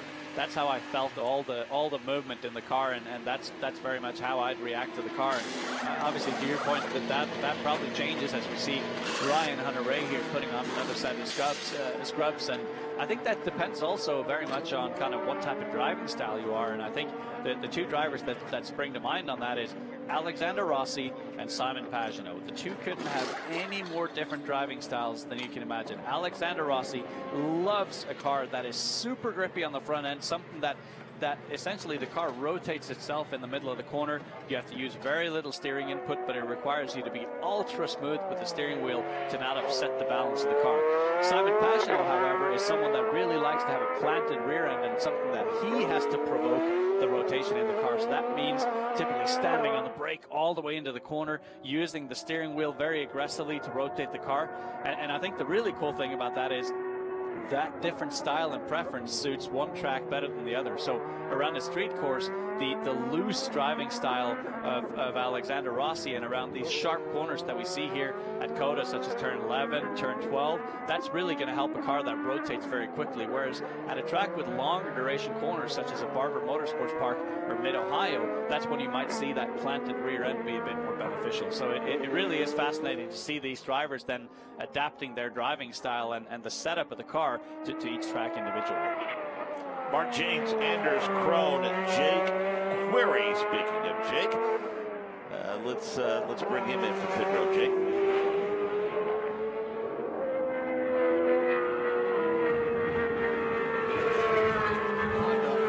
Beach as he straps back in. Now, he had gotten out of the car earlier this session, went out. They made a few adjustments to the car itself, just the overall balance. But here's what I want to watch. And Anders, something really I think is going to be interesting here with Zach Beach. He had a very good lap at the end of the early session this morning, but then he had said in the early afternoon, I should say, that he was really curious to see how this track changed in the afternoon. What we have here is a fresh set of the Firestone Firehawks. These are sticker tires, essentially, so brand new grip. Zach Beach had said that he felt like those tires only get about 2 to 3 laps, and then all of a sudden you start to lose a little bit of that grip. So it might be an interesting thing here to watch, guys, when Beach goes out, to compare his first 2 laps to then see whether or not his prediction was correct, and the fact that all of a sudden that car starts to get a little bit more slippery, and that grip that Kara Adams had talked about, trying to find exactly Firestone's compound that presents the perfect combination of challenge but at the same time reliability for these drivers. Zach Beach is about to give us, I think, a real good window as to exactly what that number of laps is. Yeah, and I think this is going to be a great opportunity for us to follow that. And luckily for us, we have the crack crew at IMS Productions behind us producing this piece. So I'm sure they can help us track this next run here of Zach Beach on those new tires from the very outlap, figuring out exactly how he brings the tires up to temperature. And does he go for 1.5 full warm-up laps before he goes for his flyer, or does he go out of the pit lane and directly on his first flyer go for the quickest lap possible? So this will be very intriguing, and again, something that they'll take a lot of knowledge from to apply into the race weekend. You realize where that kid was 2 years ago? 2 2 years ago. Crazy. Absolutely crazy. I mean, you know, had a couple of one-offs that year, got thrown in for J.R. Hildebrand and Barber, and I mean, other than that, I mean, he was with us. I was listening the other day. I go back and listen to some stuff in the past and make some notes and everything.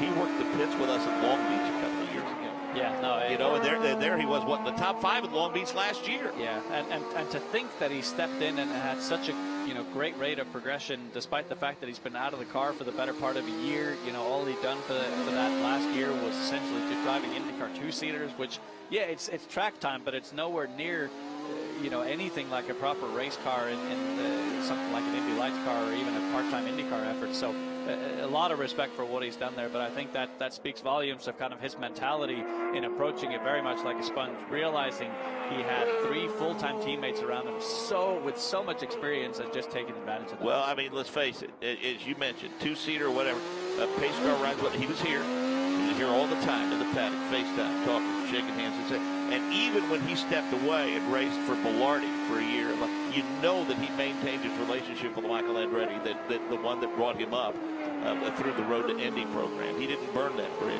and that's smart on his part. And same thing with Connor Daly. I mean, Connor Daly hasn't had a full-time ride for a while, but he's at the racetrack every weekend. Now, you need to have the resources to be able to do that.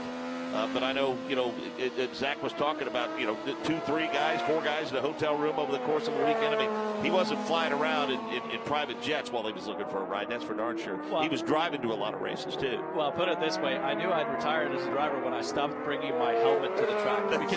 Because literally opportunities have come up because of that. Connor Daly, right, 2-3 years ago, when Moran was going to be in the car for Rocky Dale Moran Coyne. Jr., that's right. Exactly. Broke his thumb. Boom. Connor Daly is on site and ready to go. And I know it's such a long shot, but at the same time, if you're not there, if you're out of sight, you're out of mind. And so I think that's exactly what Zach Veets did so well. That's what Connor Daly has done. And great to see him back in the Indy 500 this year with a genuinely proper program that, all things coming together, he could win the race. And it's getting tougher to do. You talk about that walking around the paddock with a helmet. You almost need your helmet and your seat now. That's how specialized the cockpits have become, and the pedal placement and all that in these cars. Yeah, no, you absolutely do. So I think that's where someone like a Connor Daly probably has an arrangement with Dallara for them to always bring the seat to every single race with him. And speak of the guy, there he is. Connor Daly. Will be great to see him back in action at the Indianapolis Motor Speedway, and this is exactly what he needs to be doing right now, soaking up all the information from Alexander Rossi's pit box, just learning the nuances of what him and the engineers are going through on every single session. Well, by the time we get to the end of the season, he's either going to love us or he's going to hate us because we've jinxed him if he hasn't had a good year. Labeling him the prohibitive favorite to win the championship this season. I hope we don't jinx him in that regard, but just I don't know, everything I saw of the course of last season, and as you said, that magnificent drive at Sonoma to close out the season, everything that he had to come through, just a salvage, a good finish, and you can see one thing's for sure, he doesn't hesitate to throw it around the racetrack. No, he does not at all. And look at this here. Oh, little bit too aggressive there for Alexander Rossi as he comes through that turn 8, turn 9 combination. I think we're going to see a lot of action there. And the reason why they're also antsy in that particular portion of the track is because that run down towards turn 11 is so crucial and potentially setting up a pass. So you really need to get a perfect exit out of there. Pat Caparelli, a good friend from IndyCar Media, says enough talk about baguettes and sausage. We're making her hungry in the media center. So enough talk about food references, I guess, as it pertains to. Well, there you have it. We shall leave it at that. Yeah. Let's see here, going through some more questions. IndyCar weatherman asking, how's the weather? Well, one word for you. Perfect. Yes. Yep. I agree. Let's leave that at there. Okay, so now, main straightaway. We just saw a peak now. As Colton Herta made his way down that straightaway. The sunshine disappears quickly from that straightaway down the stretch. But this is one of those places where between the sun and the shade, it's not going to have that much impact on this racetrack. No, it's more about the wind conditions and the overall heat and humidity levels around here. Yeah, the sun pretty much hitting the entirety of this track. And did you see that? Just how well that car of Colton Herta took that curve there. I believe that was, let's see here, that would have been turn 7, and he clobbered that inside orange. I can't say it anymore, so it's not go sausage ahead. curve. You know you want to. Go ahead. A vegan sausage curve, let's call it that. He clobbered that thing, and the car just took it so well. So they have something figured out here with the shocks. That looked beautiful. This is so valuable for this kid, is it not? I mean, to have this kind of seat time here. No, it most definitely is, and just to kind of have 2 full days of testing here.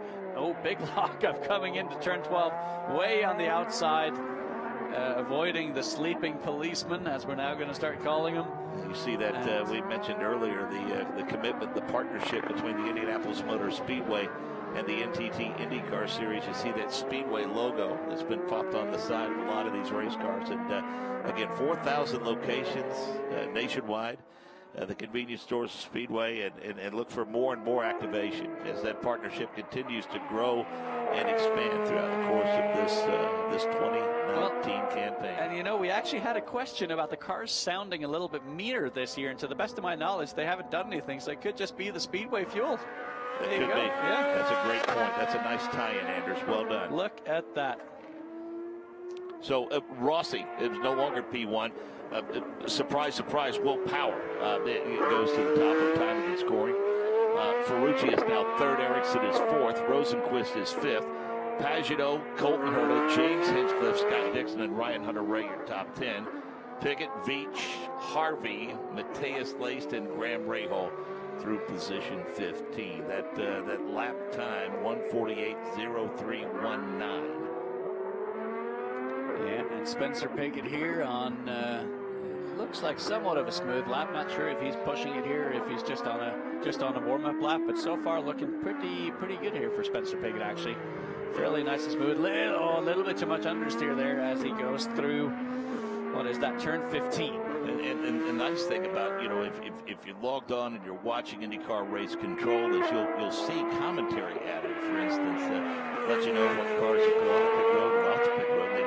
They just mentioned a pit speed warning for Colton Herta. So for a guy like him, not accustomed necessarily to making pit stops, not much experience with that, certainly in the NTT IndyCar Series. Again, that's all part of the learning process for Colt as he gets ready to compete this season. Yeah, it is for sure, and he's just got to be a sponge here throughout the course of this season. So many experienced people around him, and he just really needs to soak it all in. And again, as we talked about this morning, just really progress every single session throughout the course of the season. Getting a question here from Bobby Eberly, who actually used to race in the Pro Mazda Series, asking, track rubber aside, can you contrast cool temps giving you more horsepower and warm temps giving you more grip? What do you like? Well, tell you what, Bobby, I actually like both. I would prefer to have in the afternoon when the track temp is still hot, but when the ambient temperature is coming down, that's when we can start seeing some really blistering times. And I think that's what we're going to see here right towards the end of this. As the sun starts setting, we're still going to have that 70-some degree track temp, but the ambient is going to go down, and that's when we generate that. We have that saturated air to develop the most amount of downforce, the most amount of horsepower, but then still having that warm asphalt. So that is the ideal time to go for some absolute flyers. So how about that? There's no compromise. I want it all. They do want to remind you folks that in 2019 NBC will be the home of the NTT IndyCar Series. NBC Sports Platforms, the exclusive home for 2019, featuring all of their broadcasters. NTT NTT Series, IndyCar Series will air on NBC and NBCSN. All track action plus content available on the subscription-based IndyCar Pass on NBC Sports Gold. You can get it now for $49.99. After March 10th, the price goes to $54.99, but that's still a great deal throughout the course of the season. Of course, IndyCar, 60% more network races this season, 8 broadcasts, including the 103rd Indianapolis 500 presented by Gainbridge on NBC. Final 2 races of the season in Portland and Monterey also air on NBC, and of course it begins March 10th in St. Petersburg, Florida. That race is the first of 9 races to be telecast on NBCSN. Tell you what, Mark James, I just figured out the Valentine's Day gift for my lovely wife. It is IndyCar Pass on NBC Gold. Well, didn't ask for a better gift. And not that that's not a good gift for a race fan, but just let me know how well that's received, if you will. Let's go to Jake Query on pit road. Brian Barnhart is the president for Harding Racing. You were just talking about Colton Herta and this promising young driver. And Brian, let's begin with this. Colton Herta, of course, his father, Brian Herta, is with Andretti Autosport. Announcement earlier today of a technical partnership between Andretti Technical and Harding Racing. For guys like me that aren't the sharpest, what exactly does that mean? We're really excited about that relationship. Andretti Technologies is going to be supplying their damper technology for us. One of the few areas open for development on an IndyCar, and they've got a lot of time, a lot of money, a lot of technical expertise invested in the shock program. We're going to be the benefactors of that. it's also a challenge to be a one-car team in this very competitive IndyCar series. Unfortunately, we lost Pato earlier this week, but we're still going to move forward as best we can with this one-car relationship. Colton Herta, we're going to give him every opportunity to be as competitive as he can be in his rookie campaign, and we're going to count on that technical relationship with Andretti Technologies and the database they have through that super team over there at Andretti Autosport, and hopefully we'll reap the benefits of that. Does that mean that over the course of a race weekend, really at any time, you can go down and transfer information with Andretti? How exactly does it work? There'll be certainly an exchange of information on it, but it's not quite as good as being true teammates, but it's better than not being and simply being competitors. So there will be an exchange of information, shared technologies, shared information. Hopefully we can make each side better. Pato Award obviously is the reigning lights champion. He has the scholarship money. Is there any chance that could be revisited over the course, or is this set as a one-car team? Right now at Harding Steinbrenner, we are full steam ahead with Colton, and just happy to have him in the seat. He validated everything that we thought about him this morning. Done a great job, been on pace all day here today.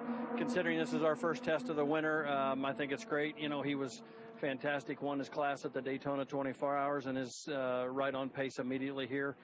We're just hoping we can continue that as long as we can. Lastly, let me ask you, Brian, when you have a young driver who is as promising as Colton, there's got to be a balance, I would think, between wanting him to go fast, but also to kind of slow down and take it easy. Does that make sense, and how do you find that balance?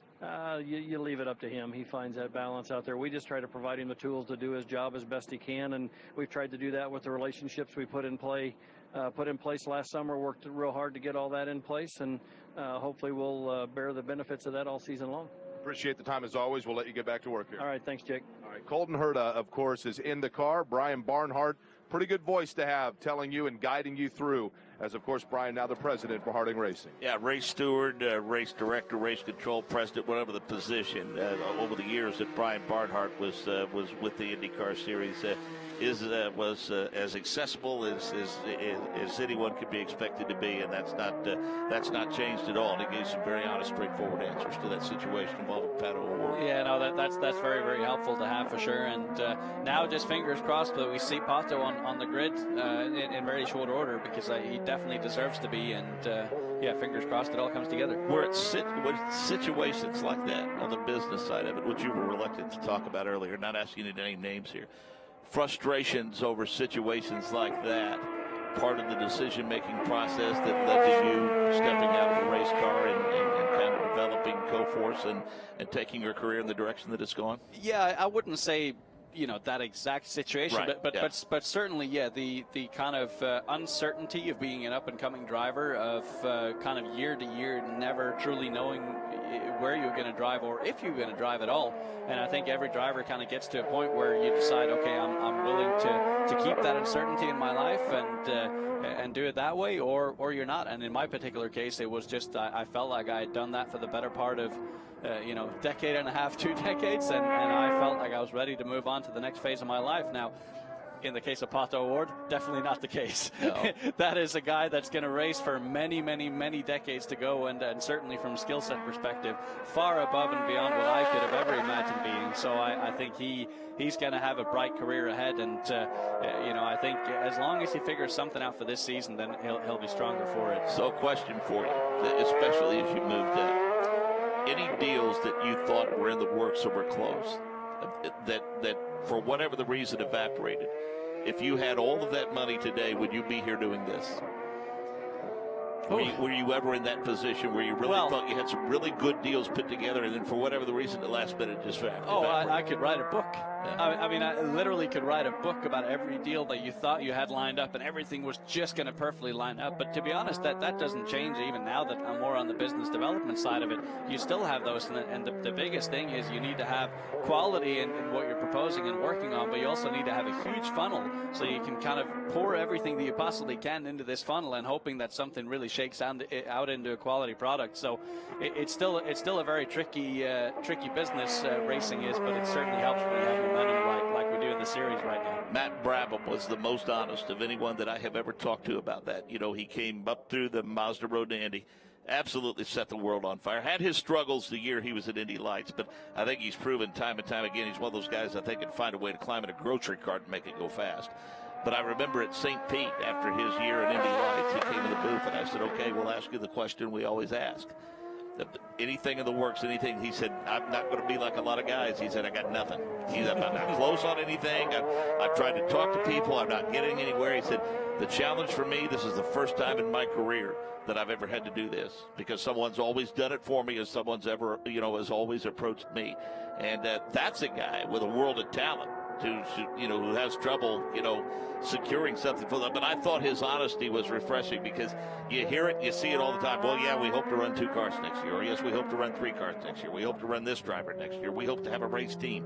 I mean, you couldn't build a paddock big enough with all the teams that supposedly were going to be yeah. that never came to fruition. Well, I think the key there is to eliminate the word hope. Yeah, that's right. Yeah. And if you do that, then you quickly get down to reality. But I think over the course of the past few years, like for instance the announcement by Kyle Kaiser a little bit earlier today with INDYCAR Racing, and they're sponsoring that car for the race here at COTA. That's a business based in Austin, Texas. And I think we've seen Ray Hall and others who have done a great job of building regional sponsorships and rotating sponsorships and understanding that the business climate has made it very difficult to go after that big fish. So they found a way to be really creative, and I think it's beneficial to the sport as a whole. Yeah, I think so, and because of that, we also get these awesome liveries. We're looking at a guy that's been driving some of the coolest liveries around the last few years. If you remember back to Portland, you had that Gorilla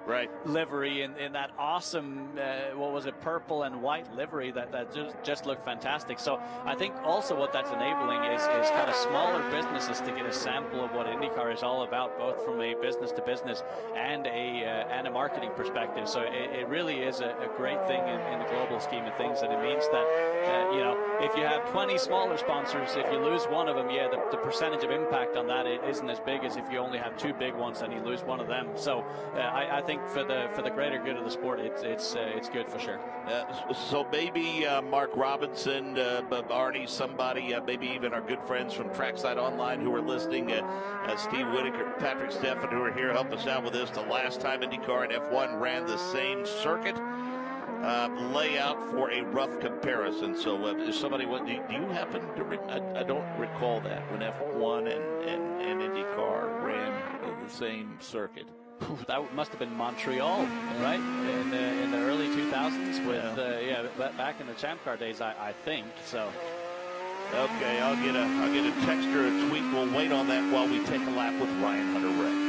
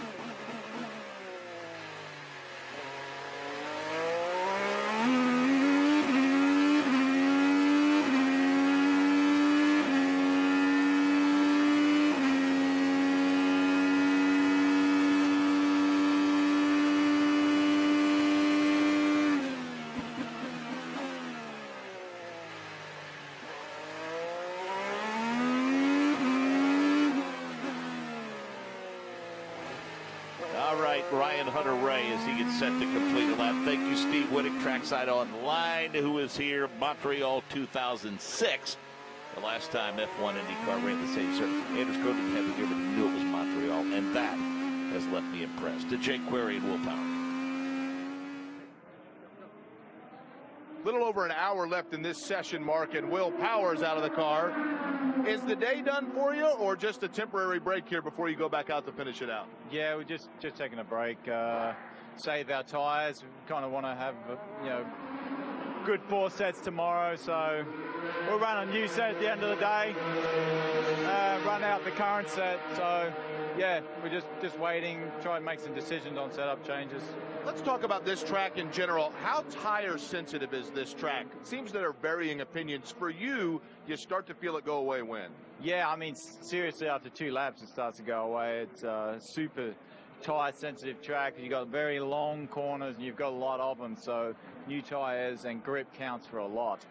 You like this particular track. It's obviously a state-of-the-art venue, but what about from a driving standpoint? Take me through what it's like to go around here. Yeah, I mean, it's a great track. Very, very, very fun, very technical. You got a variety of every sort of corner you can imagine, so and a great facility too, like phenomenal. Really, I think everyone's happy we come here, and yeah, I definitely am. For you personally, Will Power, in terms of the off season, you know, things are a little bit different now. You're a family guy, you're a father. Has that changed? Just, I'm not going to say obviously your priority, but just the way your time is spent. Yeah, I mean, I had a great off season, enjoying it with my family. Went back to Australia. Just happier in my life right now. I just kind of at that age where you, I don't know, you go through different phases in your life, and I'm just content. I realize it's pretty short. Life doesn't last long. Your racing career is pretty short too, so you got to love it and enjoy it while you got it. Just mean you're getting old? No, just maturing. Honestly, what is the window for you when you look at it? I mean, obviously, you still appear to be in your prime. Do you feel it that way? I do, yeah. I feel fitter than ever, sharper than ever, and fast as ever. So, you know, I keep getting better, but so is everyone else in IndyCar. It's a very tight series, but I see myself being able to race another 5 years for sure. I want to ask you also, before we let you go, with Helio Castroneves coming over just for this test, and we know he's only doing the Grand Prix at Indy and the Indy 500, at least as of now. Yeah. Do you use some of the information he gets? I know it's for him to reacclimate to the car, but do you benefit from it as well? Yeah, we do actually. He's out there right now doing a long run, trying to give us some data on a whole new set of tires and everything. So yeah, full tank. So we'll use him for stuff that we never, stuff that we don't want to do. You're not very good on those Penske games, by the way, so maybe you need to work on that in the offseason. Well, we'll see about this year. His teams and all that. I think I did better, but it's a bit of fun. You got the big one, though. You got Indianapolis. We'll let you get back to work here today. Yeah, no, thank you. Mark, that's Will Power. Yeah, I would say your life would change a little bit and cause you to calm a little bit and feel like you're in a better place after you win the greatest race in the world, the Indianapolis 500. That's going to do a lot for your disposition, I think. Oh, for sure. I mean, especially considering the fact that, I mean, for the last decade, we've essentially referred to him as the fastest driver around. And so to kind of have that badge on you, to have won a championship, but to not have an Indy 500 win, it's got to be a huge monkey on your back. And yeah, finally getting that probably released a ton of pressure for him, and now being able to have a slightly more relaxed approach. And you've even seen it in his social media stuff over the course of the winter. He's been more open. He's been sharing more of his personal life, joking around. So I think it's to the benefit of everyone, to be honest. Do you remember in any form of motorsports anywhere, anyone who is more proficient at winning poles than Will Power? No. I mean, no. I mean, his record it's that simple, right? It's sick. Yeah, no, it's that simple. I mean, I guess the only comparison you can draw, even though the circumstances are very, very different, is someone like a Michael Schumacher or Lewis Hamilton. I mean, those are the only ones from a sheer numbers perspective that can match that. And outside of that, no, Will Power is the king. Pat Caparelli weighed in, by the way. Montreal reminding me that's her home track.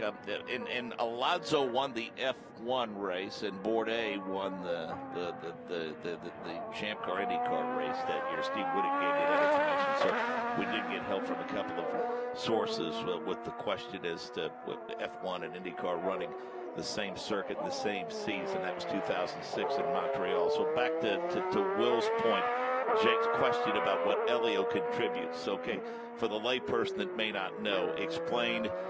Will said it's something that none of us really want to do. They've got Helio doing a quote-unquote long run. So explain to the layperson what a long run is. So a long run is basically just to figure out how is the car going to develop over the course of a race stint. So the assumed length that they're expecting a stint to be before you'd make a pit stop. So you start off on a new set of tires as you would on any given stint in the race, and then you go through with a full tank of fuel, and you're basically just adjusting to the best that you can with fuel trim, with the adjustments you have inside the cockpit, but without the ability to come in and pit for any changes. So he's just out there right now seeing how quickly do the tires fall off, when the tires fall off, what adjustments do I have to make in the cockpit, what do I have to do from a driver perspective, and then he'll use all of that data to then transfer that knowledge onto the other team cars so that they can proactively then make changes to the cars to make them better in the long run. And his willingness to do so is what allows Will Power to take a break and talk to us. Yeah, exactly. So it works out for everyone. That's right. It's a win-win. Colton Herta, Will Power,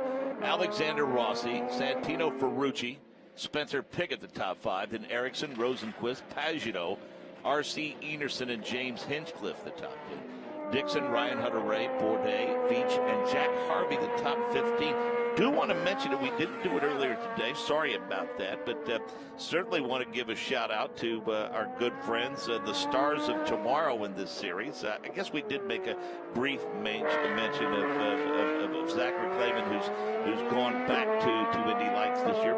Lights are testing here as well. 10 cars here this weekend. A lot of familiar names. A couple of drivers returning, but also some new faces moving up through the road to Indy, which I think is going to make for another compelling season in Indy Lights. And I think the level this year is going to be just as high as it was last year. Obviously, we saw Pato Ward and Colton Herta last year kind of run away with things, but when you look at at least the initial list of who we expect is going to be in the series this year, I think it's going to be super, super tight with Rinus VK and Oliver Askew moving up from the Indy Pro 2000 category, Julian Falcaro coming in over from Europe, and Logan Sargent as well, with so much experience from single-seaters racing in Europe as well over the last few years. And then, of course, the Ryan Normans, the Dalton Kellis returning, and then add to that Zachary Clayman DeMello with recent IndyCar experience stepping back into Indy Lights. And I've got split views on that situation. The one is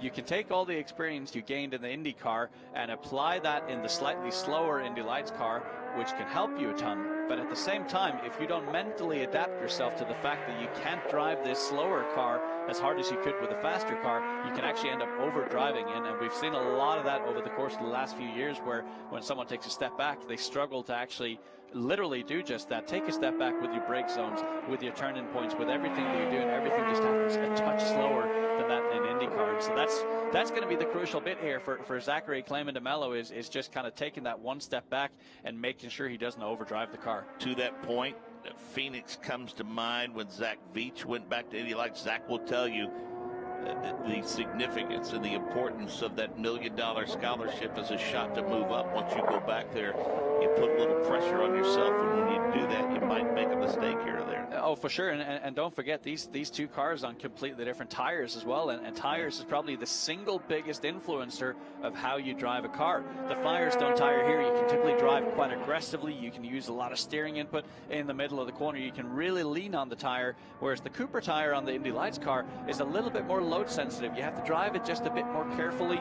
You can't lean on it as hard. You have to be a bit more careful with your steering input. So then you really need to readjust that in your head, because if you then try and drive the Indy Lights car to the Firestone way of driving from the Indy car, yeah, you can easily overdrive it. Yeah, Carlin taking a step back and rejoining that program, which is huge with the success that they had with their brief foray into Indy Lights, and of course Bilardi and Andretti and others. So there's certainly there's a lot of talent in that field, and it's always exciting to see which one of those contenders rise to the top. No, it will be for sure. And again, with that huge $1 million check at the end of the season, yeah, there's a lot to fight for, that's for sure.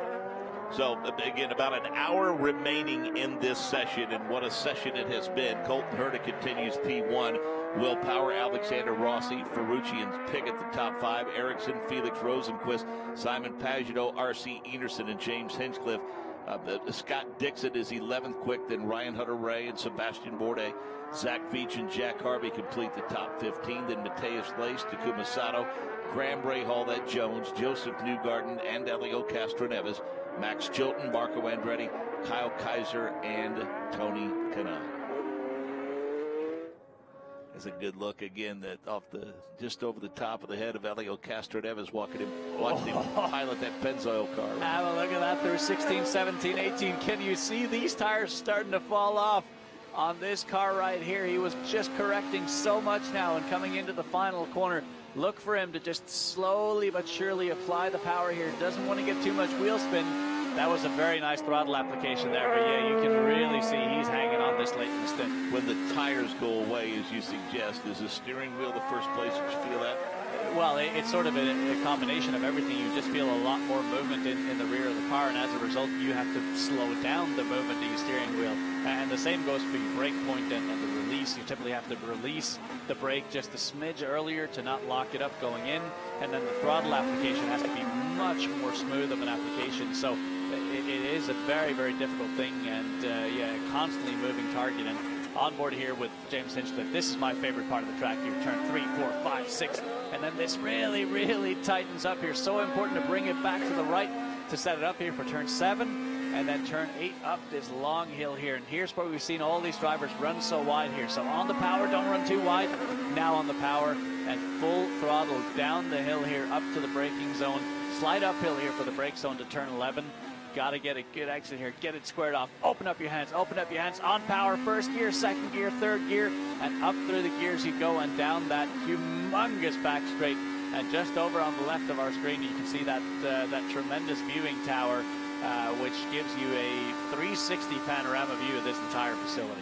And the floor of that, from what I understand, is plexiglass. So it's yes. not for the faint of heart. No, it is not. It is pretty unnerving. Yeah. Nice smooth. Oh, there we have a good view of it. Look at How that. about that? Yeah. And I've made a promise to myself to try and tackle those steps this afternoon here, to actually try and run up there. But as I'm comfortably seated here, as I'm comfortably seated in the booth, that's probably not very likely to happen at this point.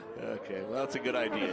Sounds good. Good for you. Yeah, yes. Sounds good. It's the thought that matters, right? Well, if you don't mind, we're going to give you a bit of a break. No. Ryan Norman is here, so we're going to have Ryan join me for just a few minutes, so we can talk a little bit about his test session here in Indy Lights. I feel like my presence is important, so I couldn't possibly go away to. You don't have to leave the booth. You can stay in the booth. but we want to talk to Ryan for just a few minutes here. And so thank you, Anders, for making way for Ryan Norman. Ryan, welcome. Happy to have you with us. Your thoughts and impressions of this incredible facility here in Austin, Texas. This is easily becoming my favorite track. I mean, it's a proper racetrack. Obviously, this is my first time here, but it's super fast and it's super fun so far. What's the most challenging portion of the racetrack? I would have to say probably getting 6, 7, 8, 9 correct. You kind of have to give up a little bit through 7 to get a good run, through 8 and 9 get a good power down through there. So that's a pretty technical part of the track. Also, 19's a little tricky as well.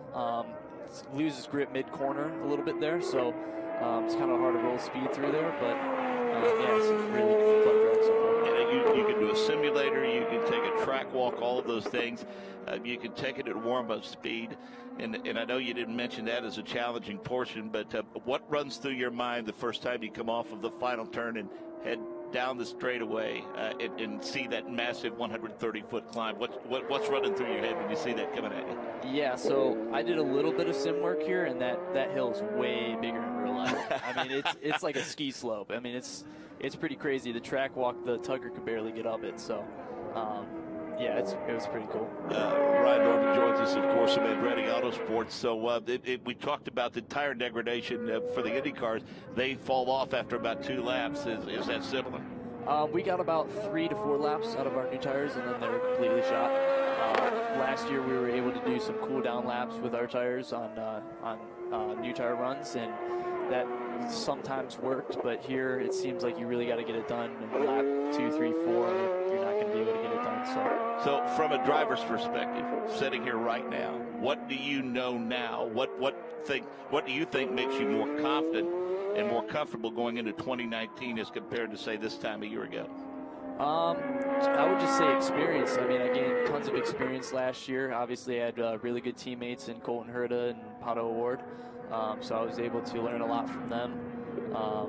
was able to break through for my first win, so carried that momentum into this offseason, and doing a lot of things in the car and outside the car to be able to make a proper run for the championship. I don't call many lights races anymore, but I always help out at Gateway, and I was calling the backstretch for that one, and I saw that coming about 7 or 8 laps before it actually happened. Yeah, it was definitely a lot of planning. I thought I could probably get it done a little bit sooner than that, but my tires were pretty run off after that, so knew I had to make it happen and then hold him off for like 1-2 laps because he obviously had a little bit fresher fronts because he wasn't following the car the rest of the race. So yeah, it was a great race. Now, I won't say. I guess it does. It has to give a boost to your confidence. But from a driver's perspective, if you didn't think you could win, you wouldn't do this. So, for sure. Is it more in your mind? Does that give validation when you win?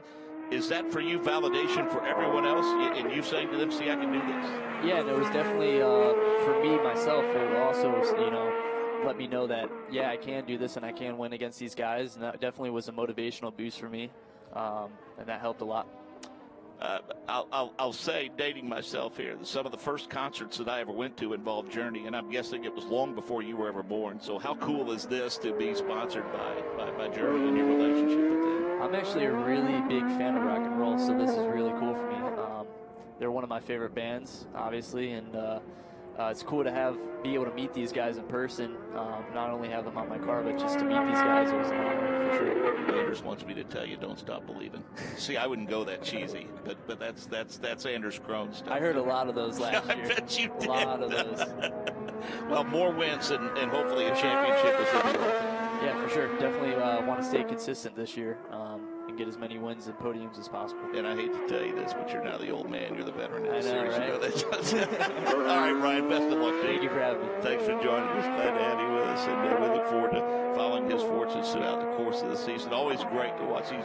It's one thing I love about following this series is, my goodness, we get to watch these guys develop and turn into the James Hinchcliffes and the Charlie Kimballs and guys like that. That's awesome. Yeah, and I think that was actually my favorite race of the year last year was Gateway, and it was such an amazing battle there with Colton Herta and fighting tooth and nail for that win, back and forwards, and you don't often get to see those types of races in Indy Lights, but it was awesome. So yeah, Ryan's certainly shown that he can do the job. Well, to your point, from your perspective as a driver, kind of echo his sentiments. I mean, you can win, you can be competitive. You have to have that kind of belief and confidence in order for you to be able to do this. But is it vindication when you win, showing everybody else that I belong here? I think it's a combination of both. Yeah, I definitely think so. But to Ryan's point, I think it's just validation in yourself, kind of the belief in that. Yeah, everything I've been working for is actually been worth it. So, yep.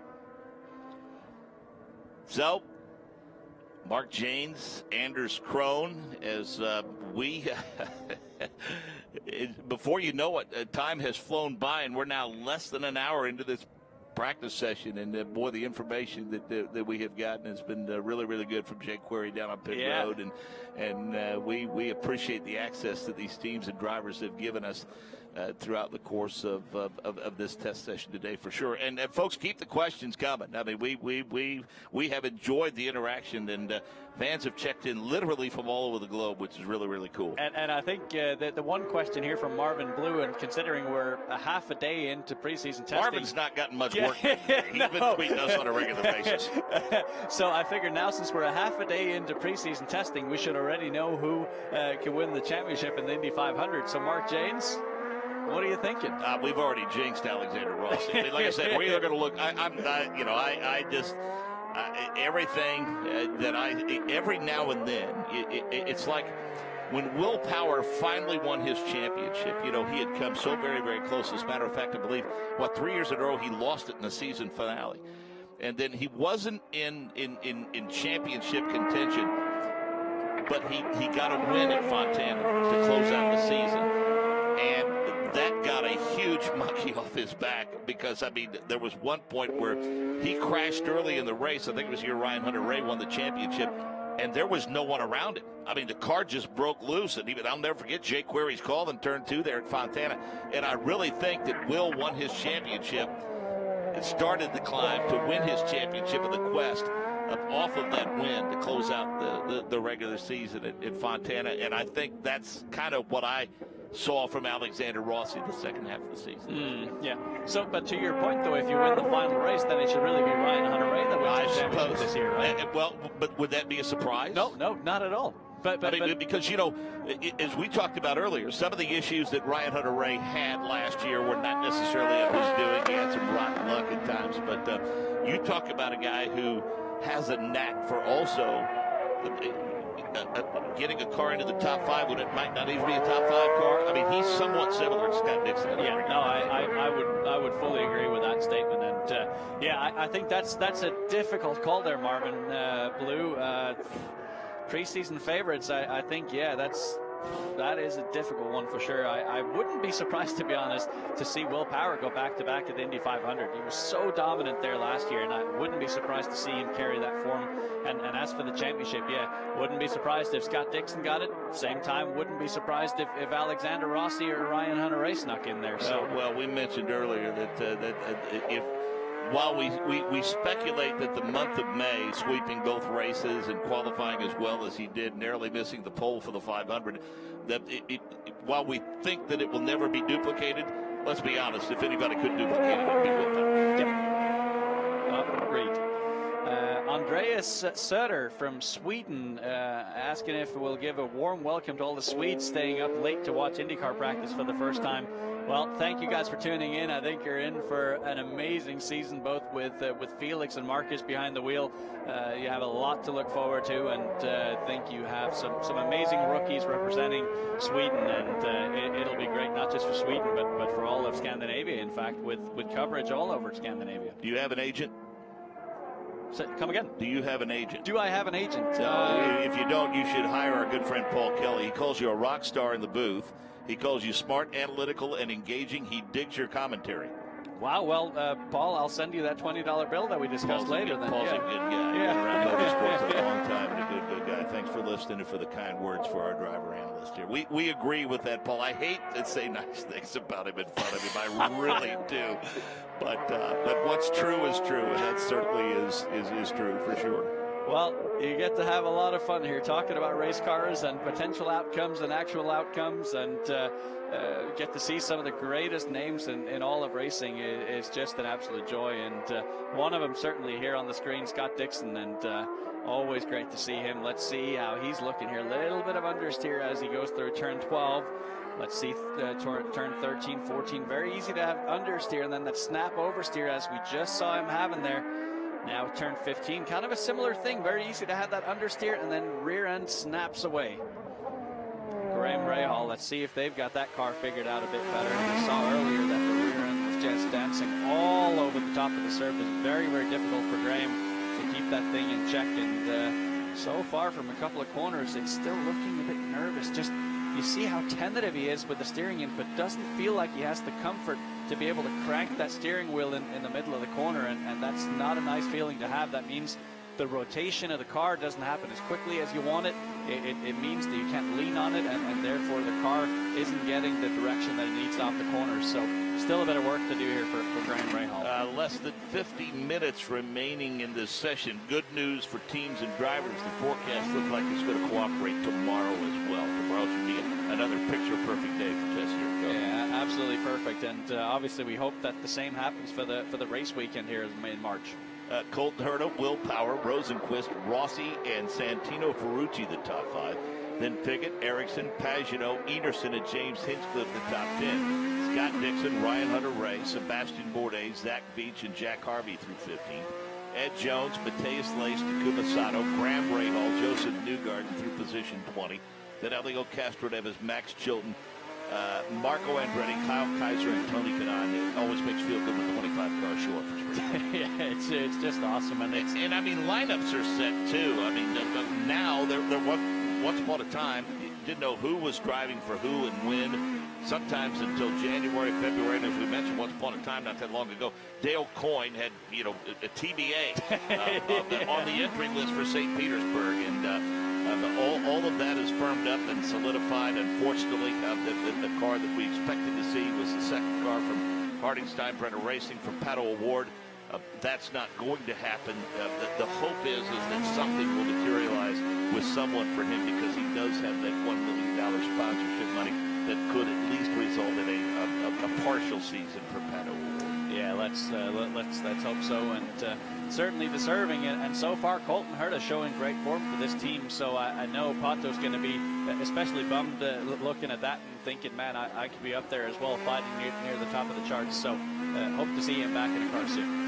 We do again, but we want to remind you that now's as good.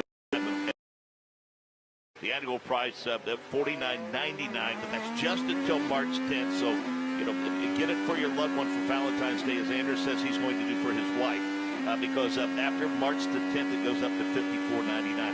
You'll get all the NBC sports personnel that cover the IndyCar series on a regular basis. You'll get Indy Lights and IndyCar practice, qualifying. The races will be posted within a couple of hours after they're completed. That'll be available on demand. So you can go to www.nbcsports.com, look for Gold at IndyCar, and you can sign up for that and be set for the subscription, which will run 1 year, of course. Yes, indeed. And Brendan Goodjohn asking a question here. Why have teams built the pit wall when they've got the pit stalls? Fueling safety, too many cars running. It does puzzle me why IndyCar and NASCAR do that. And that's obviously because the tracks that we go to are so different from track to track. So not all tracks have the luxury of having these pit stalls built in to the paddock. So because of that, for consistency purposes, they build this wall, and crew therefore have specific regulations about how many crew members can be over that wall. So it's a little bit IndyCar tradition, but it's also from a logistics perspective to keep it consistent from event to event, to make sure that every single event has the same rules applied. So that is the reason for that. Good look at the 26. Zach Veach. What a coup for that young man and his sponsorship. Gainbridge now presenting sponsor of the Indianapolis 500. He'll be flying their colors.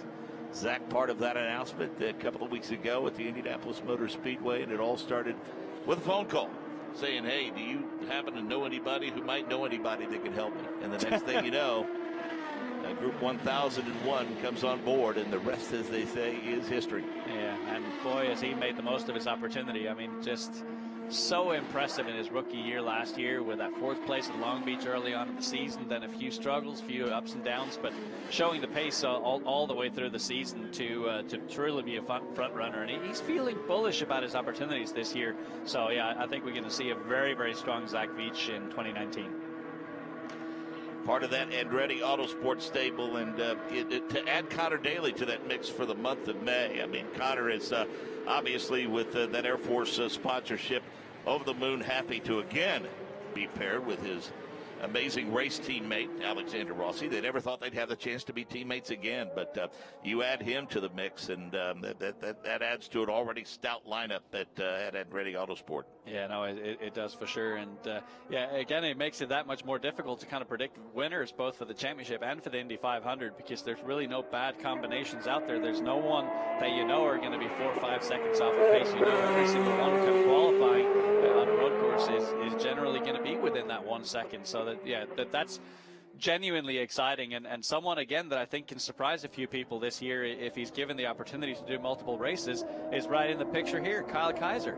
Do you remember how strong he ran at ISM Raceway last year? I mean, he won there in Indy Lights, ran there in IndyCar, qualified well for the Indy 500 last year in 17th, I believe, and actually had a fairly strong run until some mechanical issues. But it's a driver and team combination that I think can actually surprise a lot of people. Well, and a handful of times last year, he filled in for you with us in the booth from time to time, and it became readily apparent to me that not only was he watching from a driver analyst standpoint, but he was watching practice sessions, qualifying sessions, and racing sessions, and he was taking notes in his mind. I mean, he was watching what other drivers were doing and taking full advantage of having that bird's eye view of most of the race courses. Gateway, for instance, was one of those places, and yeah, I mean, he was just I think he were down on pit road tasting food or something, if I remember right, while he was up in the booth working. But it's just a likable kid, and you hope for good things for him as we continue to move forward, for sure. Speaking of young kids, Colton Herta continues P1. Will Power just behind him, Rosenquist, Simon Pagenaud, and Rossi, your top 5, as we are now under 45 minutes in our final session here of the day at Circuit of the Americas. And just a reminder that you can log on online, INDYCAR.com, to watch live timing along with seeing the live stream here. So great opportunity to see who's on track. And one question that we got is asking why Tony Kanaan has only completed 6 laps, and we do not have an answer on that as we speak, but we will certainly try to track that down. But we, sometimes, as Kyle Kaiser talked about earlier today, they had a little mechanical gremlin that they just didn't anticipate, which limited the number of laps that they were able to turn in that session. That has since changed, and they have turned more laps, most assuredly. So you don't know in terms of what the plans are for race team. Maybe they just wanted to do some install laps and whatnot and shake their cars down today, because we haven't seen really Matthias Laced out there turning too terribly many laps, and maybe tomorrow expects to be the big day for them. Laced has turned 12 laps, and Tony Kanaan has turned just 6, so maybe tomorrow will be the more active day for both. And don't discount the fact that with only having 8 sets of tires over the 2 days, sure, that they've elected, again, to your point, just choosing the overall gearbox package. Okay, we're happy with the gearing. We're happy with the overall downforce of the car. Now we're going to save all our tires for all the running tomorrow so they can truly maximize that. And it's crazy to think that you have 8 sets of tires and that would actually limit your running. But such is the peak of these tires that you only get those 2-3 magic laps in them before it starts falling off. And yeah, huge impact. Boy, to Kara Adams' point, if you look just to the right of the scoring pile line, you see those red shirts trimmed with black sleeves. You know who those are, folks? Those are Firestone engineers at all the pit boxes. And when those cars come in, they're right there. And again, they're especially with a new venue like this, Firestone is going to be paying particular attention to tire wear to make sure that they have that compound just right. I think they're pretty comfortable, as Kara Adams told us earlier. I think they're pretty comfortable with what they've come up with. But it is, as you know, and you've grown accustomed to, it's not like it's out of the question that they wouldn't still make some adjustments before we got back here. Yeah, no, for sure. But I think, as we talked about earlier, I'm a big fan of big drop-off, because that means that the window of opportunity for strategy gets ever bigger. So I'm a huge fan of that, and that's certainly what we have here so far, is a tire that has a really good peak and then drops off. And then it's just a matter of what compound and construction is the Firestone red tire going to be, because typically that's the one that's even peakier in its grip and drops off even more aggressively. A long look earlier at Felix Rosenquist. Let's talk a little bit about it. We mentioned it this morning, but for those of you that weren't able to join us, a can't-miss prospect by many, including fellow drivers. So tell us what it is, in your opinion, that makes him can't miss.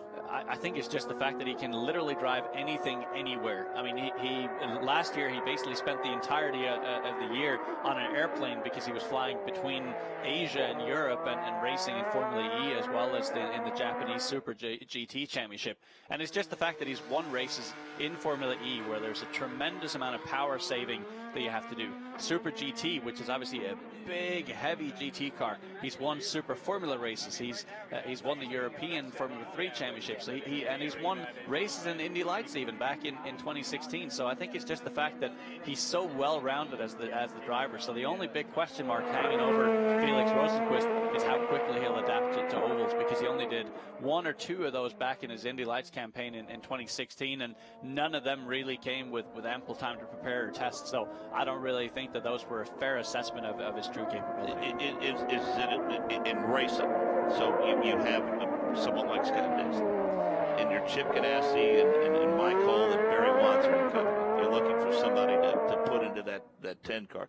Clearly, he comes with a rather impressive resume. How much, though, does who he is and what he is as a person in terms of his personality, his makeup, his approach to things, his thought process, how much is that involved? Or is it just a matter of just saying, yeah, this guy's talented. If there's any quirks, we'll deal with him. We think we'll put him in the race car. Or him being the right fit, is that a focus? I honestly, you obviously want the fastest race car driver you could possibly find. And on the right of our screen here, we see just one of that in Dario Franchitti, who's still a trusted advisor here for Chip Ganassi Racing. One of my favorites of all time. Yeah, just a tremendous driver. And Felix Rosenquist certainly will be able to lean on Dario a lot during the course of this year. But for me, it sort of of 75% are you just an amazing race car driver, but then the other 25%, you have to be a good fit from a personality perspective. And I think Felix kind of brings that low drama personality to the picture. He's also managed by Stefan Johansson, who also manages Scott Dixon. So I think probably Stefan knew coming into this that, yeah, they have very similar mindsets. And then it's also a matter of having a similar driving style, because you can imagine if the two drivers have a similar driving style, then it's going to be a lot easier to develop that car in conjunction with each other. Whereas if one driver loves a car that's loose and free and flowing all over the racetrack, and the other one loves one that's bolted to the ground, then it could be a little bit more difficult. But I think that's what we've seen so far, two drivers that are very, very similar in driving style. Certainly their mental approach to everything, very, very similar as well. And I think, frankly, Chip Ganassi, that they're planning for the future. They know that Scott Dixon has, a few years left in his career, sure, but he certainly, won't have decades left in his career. So they are looking for that next superstar.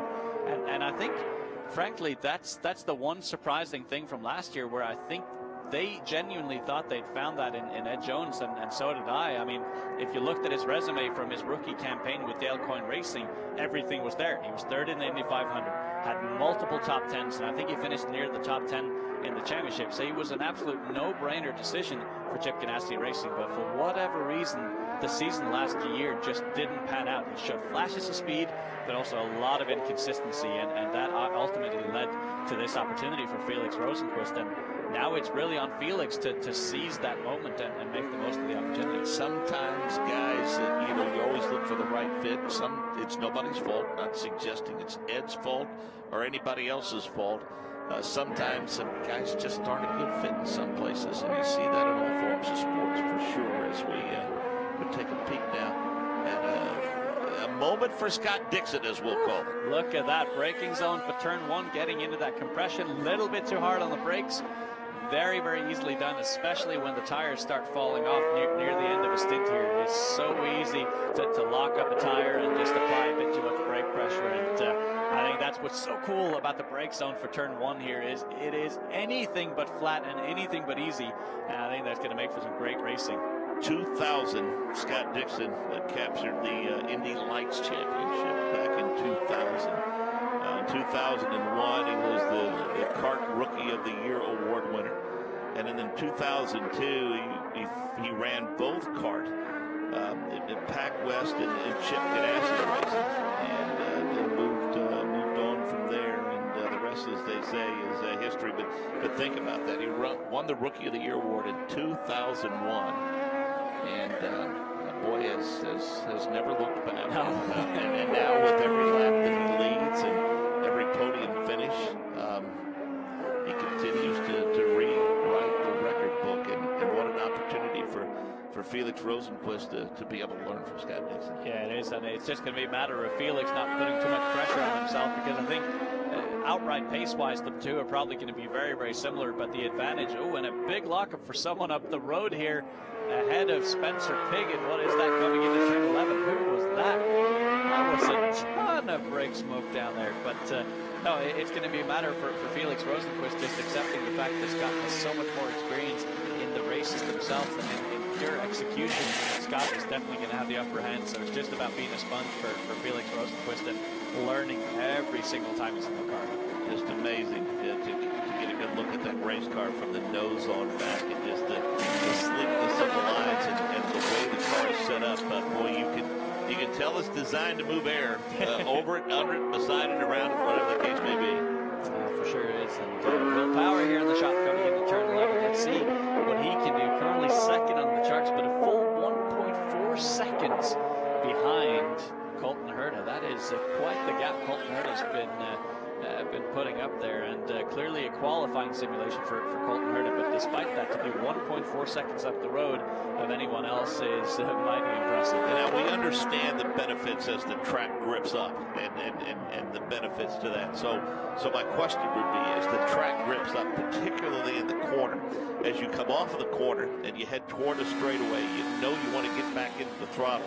As that rubber gets laid down, do you learn throughout the course of the day that you're able to climb back into that throttle a little quicker and a little harder because of that rubber that's being laid down? Oh, 100%. And you're just constantly, and it's not just session to session, it's every single lap you're learning something new, because these drivers will be able to underdriven or overdriven any particular corner, and then they'll quickly adjust to that, you know, with their driving and also with the requirements of the car from an engineering perspective. And the only other thing here, as the rubber goes down, is the fact that the track gets more and more line sensitive, because the rubber obviously only tends to go down in one spot. So right. if you the racing groove, if you will. Exactly. So now if you miss the apex by a half a car width, that has a much bigger penalty than it did at the beginning of the day when there was no rubber down. So now it's really, really heightening all your senses here, and then you have to just be picture perfect.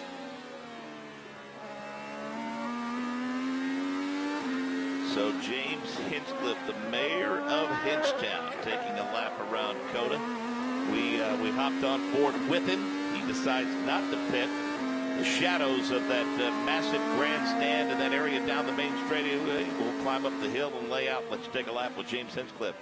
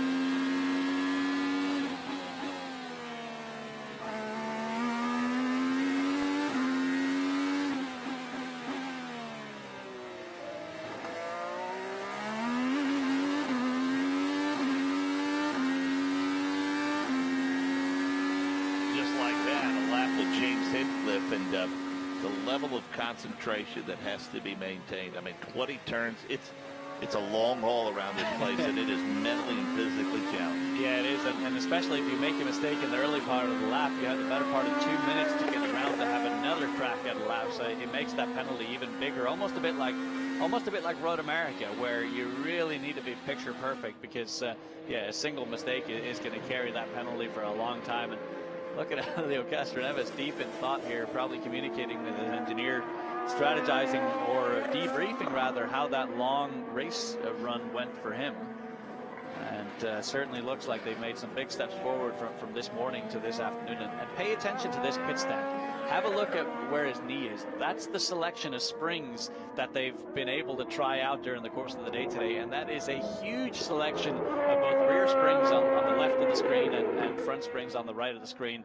And yeah, they've been working through those diligently. And we mentioned, obviously, want you to check out the membership, NBC Gold, for the season to get that up-close fan experience. But speaking of up-close fan experience, you need to get hooked up with the good folks at INDYCAR Nation. That, of course, the official fan organization for the NTT INDYCAR Series. And if you want the fan experience at the racetrack, unlike any other, you need to become a member. I mean, they get you up close and personal. We see them taking Fan Nation members up into the flag stand. Last year, how many times did we bring them into the broadcast booth? We let them put the headsets on and IndyCar radio and set it on practice and qualifying sessions. You get great swag, T-shirts, hats, you name it. And I'm telling you, it's a great way to get yourself up close and personal at NTT IndyCar Series events. And I would say it's not even from a fan perspective. It's living essentially the life of everyone that works in this sport, because you do get that level of access with IndyCar Nation. And for me, it was incredible to your point, Mark, about the amount of guests that we had up in the radio booth during the course of the year last year, and getting the ability to sit in, listen on the headsets, figure out what the race strategies are. I mean, just phenomenal stuff. And for me, I'm a race fan at heart, and there is nothing cooler than seeing people who maybe get to experience this for the very first time and truly get to see the behind-the-scenes stuff. So, and to be honest, it's an absolute bargain as well for anyone that wants to sign up for IndyCar Nation. It is truly a gold standard value. INDYCARNation.com. That's where you can find out more, get yourself enrolled. You can get exclusive offers and discounts from IndyCar, exclusive offers and discounts from participating sponsors. You'll get news and alerts from IndyCar as well. So that's IndyCarNation.com. You might want to go and you might want to join today. You'll be sorry if you don't. You get the chance to meet us. I mean, what more of an incentive is there than to spend a little quality time with us at the IndyCar Radio? Well, I was going to say, for anyone that watches this broadcast today, that means, yes, you love IndyCar racing. Yes, I would say and yes. So if you love IndyCar racing, that means you have to have an IndyCar Nation membership. The end, full stop. Now, I can't be much help with this, but one of the questions that we did get was some recommendations in terms of restaurants. Oh, yes.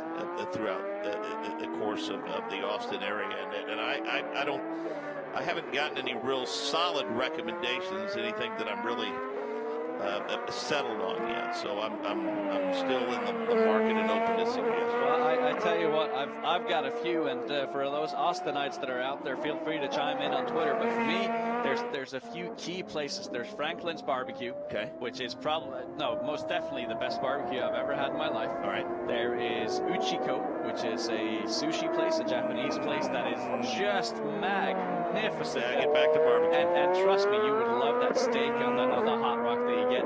And steak on the hot rock. Oh, yeah. Now that I might do. Yeah, I might do. It is tender as all get out of town. And then the third one, last night I went to a place called Javi's Mexican place right across from our hotel, and it was absolutely tremendous. So a lot of good food scenes here. Obviously, anything downtown is going to be fantastic. But those three. Now, see, I don't remember much about the city. The last time I was in Austin, Texas, was in 1987. Oh, wow. I was doing Indiana State University baseball, and they made the NCAA regional. They played at Dish Falk Field at the University of Texas. And I remember they played the second game. Texas was playing the first game, and I walked in and saw 13,000 people up singing, the Texas fight song of the hook and horns and everything. And to show you how well taken care of we were, 7 of us drove in a 12-passenger van 19 hours straight through from Terre Haute to Austin in a van with AM radio and no air conditioning. But after Indiana State was eliminated, we drove back and we listened to the 1987 Indianapolis 500 in the improbable 4th win by Al Sr. And I had taken him in the pool, and I think I won $25 that day. That's what I remember. That's a pretty good day. Yeah, it was. Pretty good. Yeah, if you're going to drive 19 hours in a van with an AM radio, no air conditioning, you should probably do it on the day of the Indianapolis 500. And that was it. That gave me an idea of just the expansiveness of the network, Anders, because when a station, we would lose the signal, we just turn it a few dots, and boom, it popped right back up. And that was from Texas all the way back to Indiana. Just incredible. But I remember Town Lake in Austin, and that was about it. That's all I remember. And that's obviously the privilege we have now with satellite radio, is the fact that anyone anywhere in the country can watch the. What is it, 209 and 214? I think you can get us on Sirius and XM this year. So. But watching this run here of Felix Rosenqvist, and I'm pretty excited, and it's a bit of a flick there of the wheel going through turn 8. I was just going to commend him for his consistency with input and not putting a foot wrong, and then he just had that bit of a moment there. But so far, a fairly nice run here, and this looks to be a bit of a long run here for Felix Rosenqvist. So wouldn't be surprised here to see over the course of the next 10-15 minutes people doing slightly longer runs, and then in the last 15 minutes of the session, that's when everyone bolts on that final set of new tires to go for that big, all shiny lap time to try and take Colton Herta off his pedestal. Too early in this process, being a new racetrack, to consider anything like a qualifying sim, or do you think you might see that over that last 15 minutes, or maybe if at all tomorrow. Yeah, I think everyone's still kind of playing the tire game at this point in time, and but I mean, you always want to show off your speed to some extent. So I think now towards the end of the session, everyone's going to be bolting on some newer tires and really just trying to get that lap time in there, slightly lower fuel load, pump a bit of fuel out, and really go for that aggressive setup. So Felix Rosenqvist concluding his run here, coming to pit lane. Be interesting to see if he actually comes in and puts a new set of tires on, or if he calls it a day. Last year's car with the aero changes, how much more difficult it was to drive. You know, it was funny, in years prior to that, since we went to the DW12 chassis, even at a Toronto or a Long Beach, when guys didn't qualify very well, they still had some optimism if they made, you know, the round of 12. We didn't see that last year. If you didn't make the Fast Six, you felt like that you were perhaps in for a very, very, very long day. The importance of track position last year, we heard the phrase track position uttered more last year than I think we had in the previous 5 years combined. Yeah, no, and it was also very, very track dependent, because there were certain tracks where you could race your way through the street courses and road courses. Obviously, raced very, very well, but the ovals was a bit more of a struggle, and in particular the Indianapolis 500, where track position was everything. If you were out in front in clean air, it was going to be super difficult for anyone to do anything with you. So, and I think to some extent Firestone and IndyCar have done some steps to help identify kind of the overtaking issues there were on the ovals last year.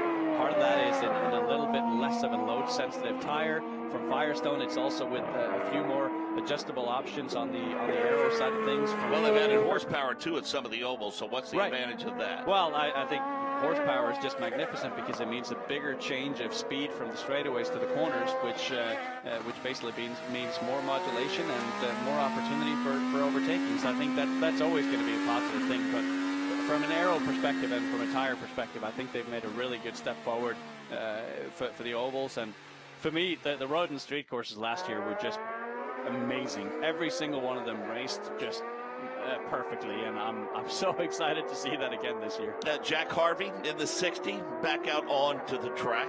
Good to see those guys stepping up their efforts this year. We're going to see Jack Harvey on track for 10 races this season. Yeah, and that's just great news for him. And again, with Michael Shank at the helm of that team, decided, instead of running a full season with less resource than we could, or less than ideal resource, should I say, we're going to do 10 races, but we're going to put full focus into those races. And I think it's the exact right mindset for where they're at, and also for where Jack Harvey's at in his career. Well, and Jack said it wasn't necessarily that he changed his workout routine and his workout regimen.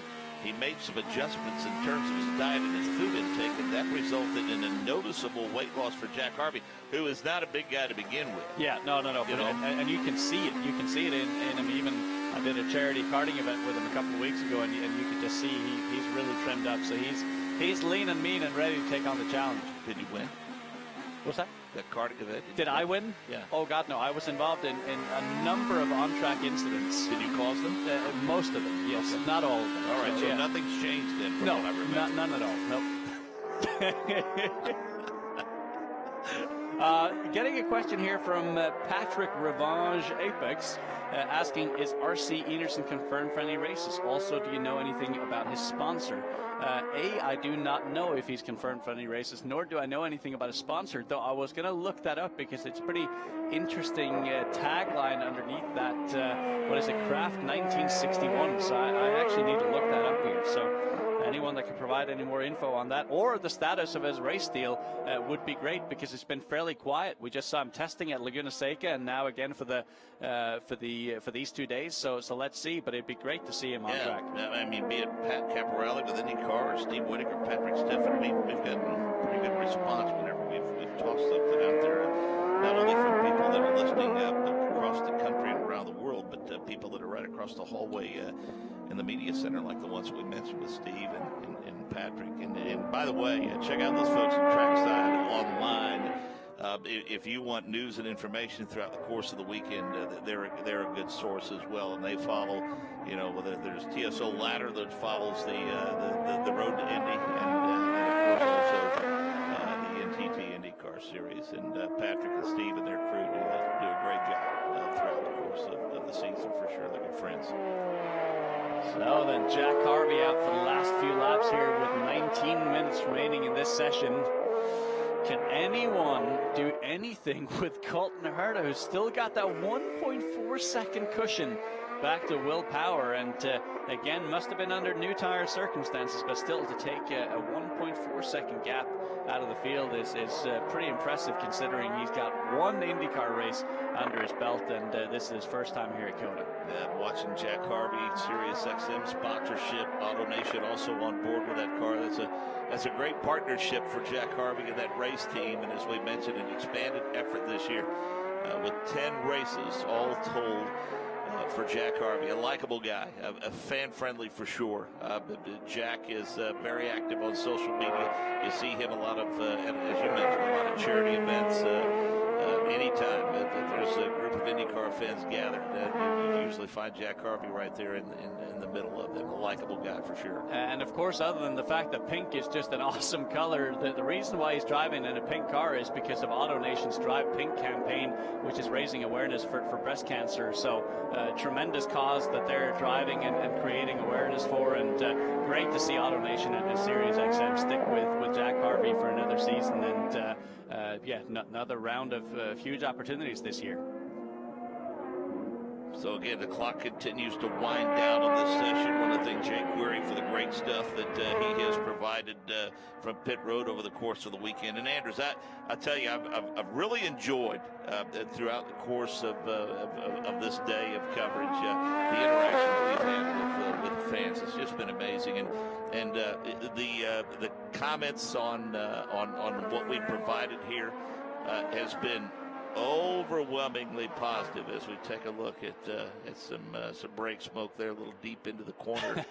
RC Anderson just a little optimistic into turn 11, but no, to your point, it's been amazing seeing all the activity and all the questions on Twitter, and tell you these are some of the most exciting days or most fun days that we get to do when we get to interact with everyone watching at home, and to see people from Sweden, Italy, Germany, UK, US obviously goes without saying, but all tweeting and wanting to be a part of this is awesome. So certainly for those of you that haven't been to an IndyCar race yet, this certainly wouldn't be the worst place to do it here at COTA on March 24th. Yeah, Circuit of the Americas. You can go to their website and you can get ticket information about the fan experience for the race coming up. And I would say get on it pretty quick. And you know, there are a variety, as you talked about, sight lines. There are so many great places from which you can view this race and see not only a fair amount of racing, but you can see from one location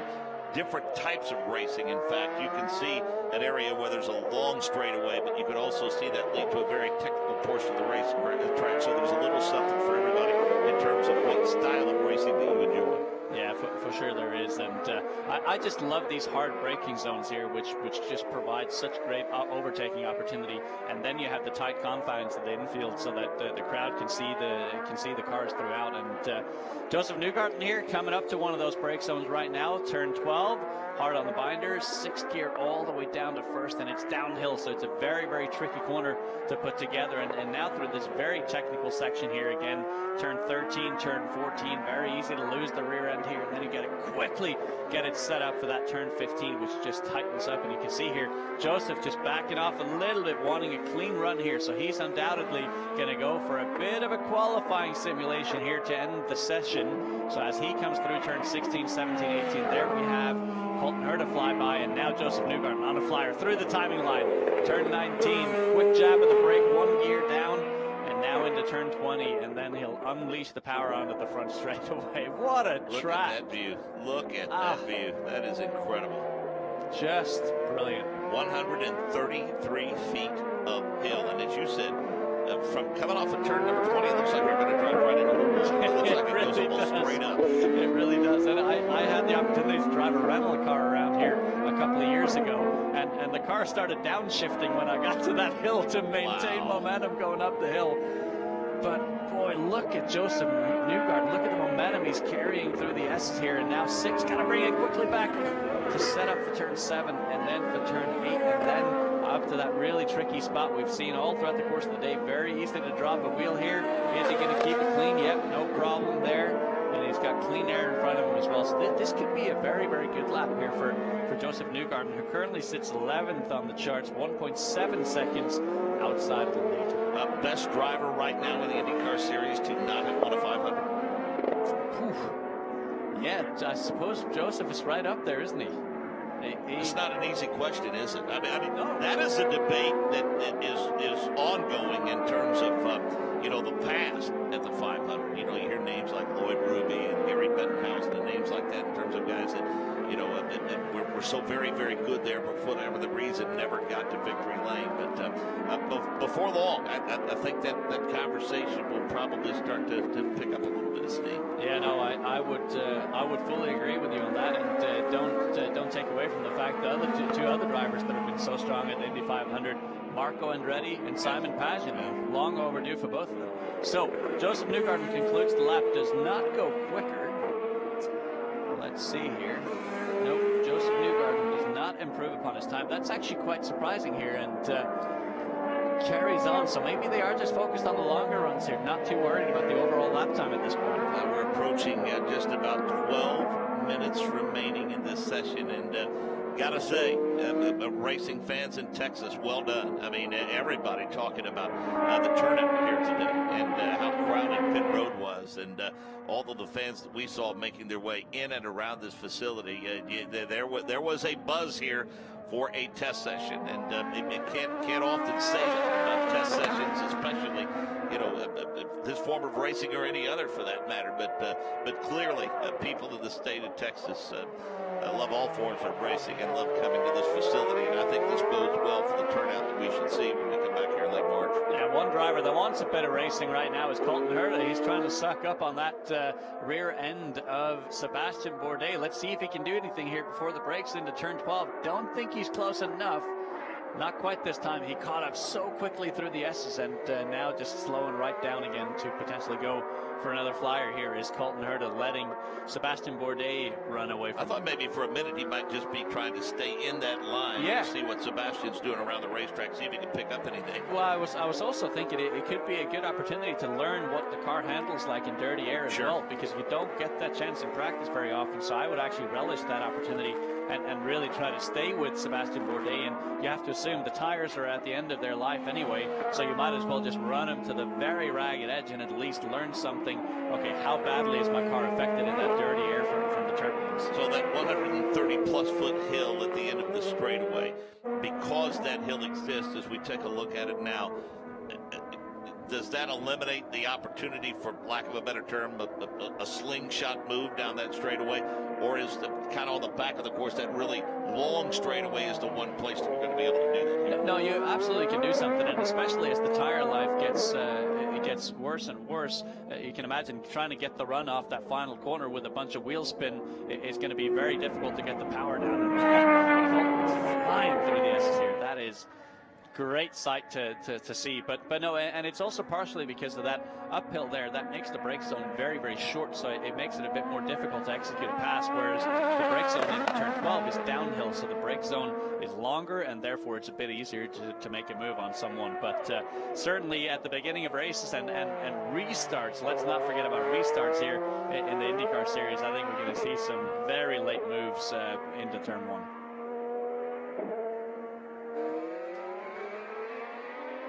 Just about to the 10-minute mark now, and a handful of teams have taken full advantage of the track time that's being offered to them, and I don't think anybody has learned more perhaps than Colton Herta has learned today. Yeah, he's done some serious miles today, that's for sure. So the only question is how many sets of tires does he have remaining for tomorrow's test, because he's been out there an absolute ton. Yeah, we're seeing Takuma Sato turn laps, and I think he, along with Graham Rahal, is looking for a solid 2019 campaign. I mean, those two have been together now for an entire season and an entire off season, and both are looking. I think the word, obviously, if you win races, Andrews, as the old adage is, if you win, nobody's found a way to beat that. It's just like when you're coaching a traditional stick and ball sport. Keep it simple. All you got to do is outscore. No matter what you run, what you do. And so if you win races, championship's going to take care of itself for sure.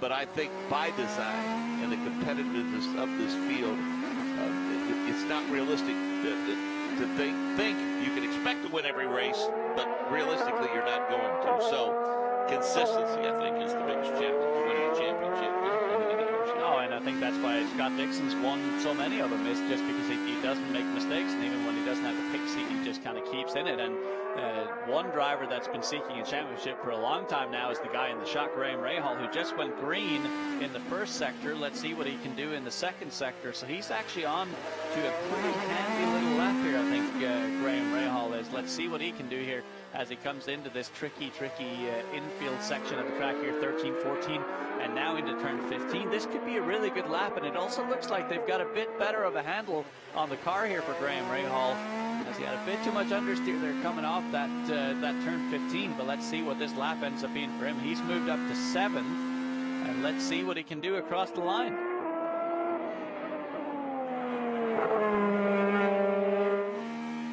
So Graham Rahal comes into the pits.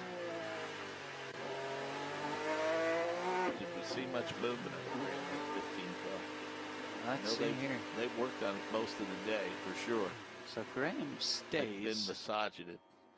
So it's actually kind of crazy, the fact that they're pushing quite hard now, but struggling to improve those lap times. So not sure if the track's gone away from them or if they're doing something else. And look at this wholesale change on the back of Colton Herta's car. You can see the rear shocks on the top of that rear wing there. So they're probably making a fairly significant change to the back of that car. So that means keeping the same springs on the rear, but changing out the shock package, which with 7 minutes to go when this session is a little bit tight, but they're trying to maximize. Hello, Colton. Little piece in a way. Yeah, thanks, just trying to maximize this test time as much as they possibly can. Well, it's for sure racing season. I mean, it all starts with the roar. Then, of course, the Rolex 24 hours. He was a part of that in sporting that Rolex, by the way, in the media center, I guess, for Media Day on Monday. And how about that, making your debut in the Rolex 24 and winning it, and not just in any category, winning it in the GTLM, the factory GT category with BMW. I mean, what a tremendous achievement for him in his very first Rolex 24. And then once the dust settles on the Rolex 24, Speed Week starts at Daytona. You had the clash on Sunday, literally. No, exactly. The way that ended with Jimmy Johnson getting the win, and then, of course, the Truck Series and all the other support races, and then of course the Daytona 500, and then of course we'll get our season underway at St. Petersburg just a couple of weeks after that. So racing season and all this is truly right with the world. And as we discussed it earlier, you know, when it was suggested that the conversation comparing the lap times between Formula One and IndyCar, you know. Each racing season always begins a debate as which series is on the upswing, which one has the better racing, and I'm just a race fan. I watch a little bit of everything, and I enjoy the variety of it for sure. Much like, as we said, if you're a fan of football, you also watch baseball, you also watch soccer or whatever the case may be, and that's the way I choose to enjoy motorsports for sure.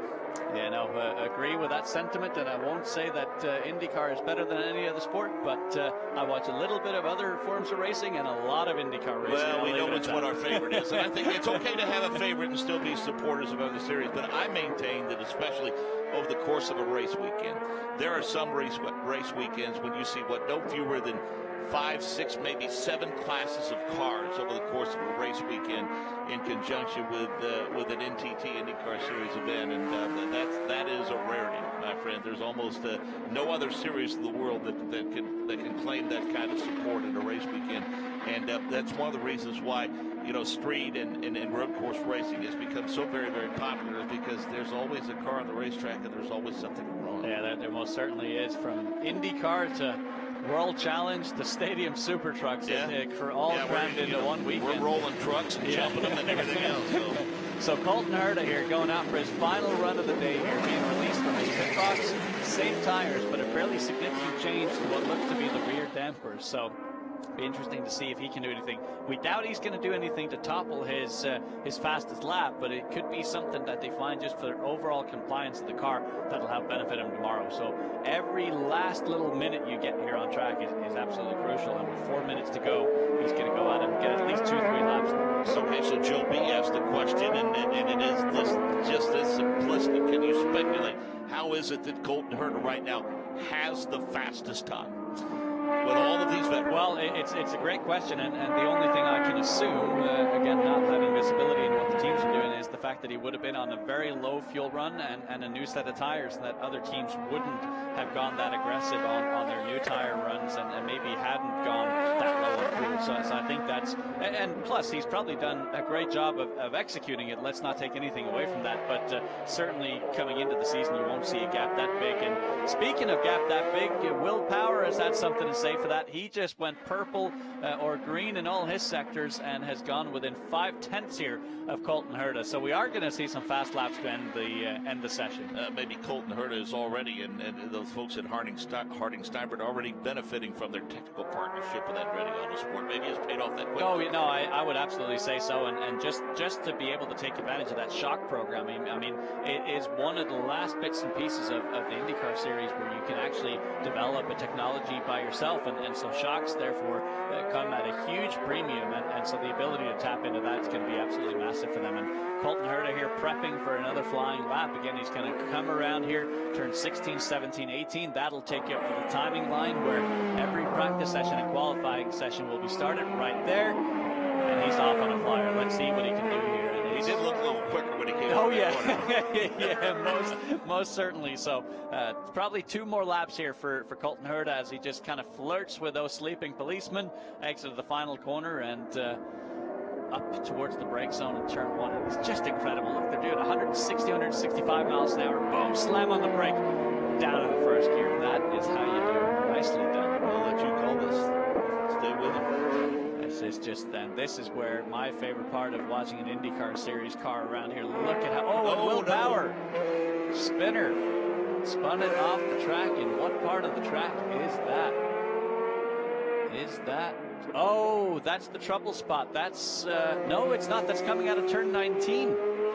So that could potentially bring out the checkered flag to this session, because no one's going to be able to go quicker in that final sector with a yellow flag, and it looks like he stalled the engine. So that will be a slightly early end to the session here for Will Power, who is probably pushing fairly hard to try and better that time of Colton Herta. A little bit of frustration for Colton Herta as we see the red flag come out. We expect that to be followed perhaps by a checkered, especially considering we've got a couple of sessions on tap for tomorrow here at the Circuit of the Americas, and the clock continues to wind down. So what have you taken away from this session, what we've watched in these two test sessions today? Well, really just how big of a struggle it's been to get the compliance from the cars. We've seen cars sliding all over the place. We've had a couple of spinners. We've had people go way off track, and so it's kind of back to what we saw in the preseason and pre-event testing at a lot of the events last year, where it's just struggling to get that compliance from the car until that Firestone rubber truly builds in.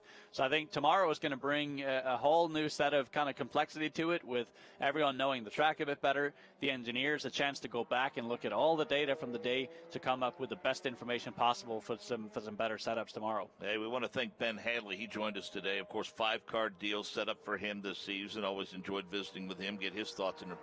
And also want to thank Ryan Norman from Indy Lights at Andretti Autosport for joining us in the booth here today. Jake Query with all kinds of good stuff on pit road for us today. It's been fun. It's been a lot of fun, and just getting to see them all in action as a racing fan, this is what we live for. So to see them on track like this in an official manner a month before the start of the season, I will take it. Yeah, looks like the steering wheel is popped off. And the fastest driver of the day, how about it, young Colton Herta? I don't think coming into this day he would have expected that, but yeah, you'll take it, and that's a great job from him. And obviously no one is necessarily going for outright lap time this early in the going, but still that's got to leave you with a good taste. Hey folks, we want to thank you for all the interaction today and all the questions. We certainly appreciate the the thoughtful comments that you made, the positive feedback that we received, and most of all, Anders, we received a hearty welcome back from a lot of people today, and that always makes you feel good. Yes, we did. It's been an absolute blast, and cannot wait now for one more day of testing tomorrow and then roll into St. Pete in just a couple of weeks. Yeah, it'll be here before you know it, and as you said, we can't wait. That's a look at Colton Herta. He was quick today. Will Power was second quick. Then Elio Castro-Neves jumped up to P3 toward the end of the session. Felix Rosenquist, Scott Dixon, Simon Pagino, Alexander Rossi, Graham Rahal, Santino Ferrucci, and Spencer Piggott complete the top 10. Marcus Erickson, James Hinchcliffe, Joseph Newgarden, Zach Veach, and Ryan Hunter right through position 15.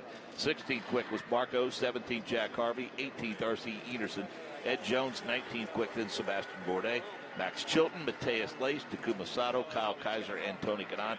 25 cars that tested. For Anders Krohn and Jake Query, Mark Jane saying so long for now from the Circuit of the Americas.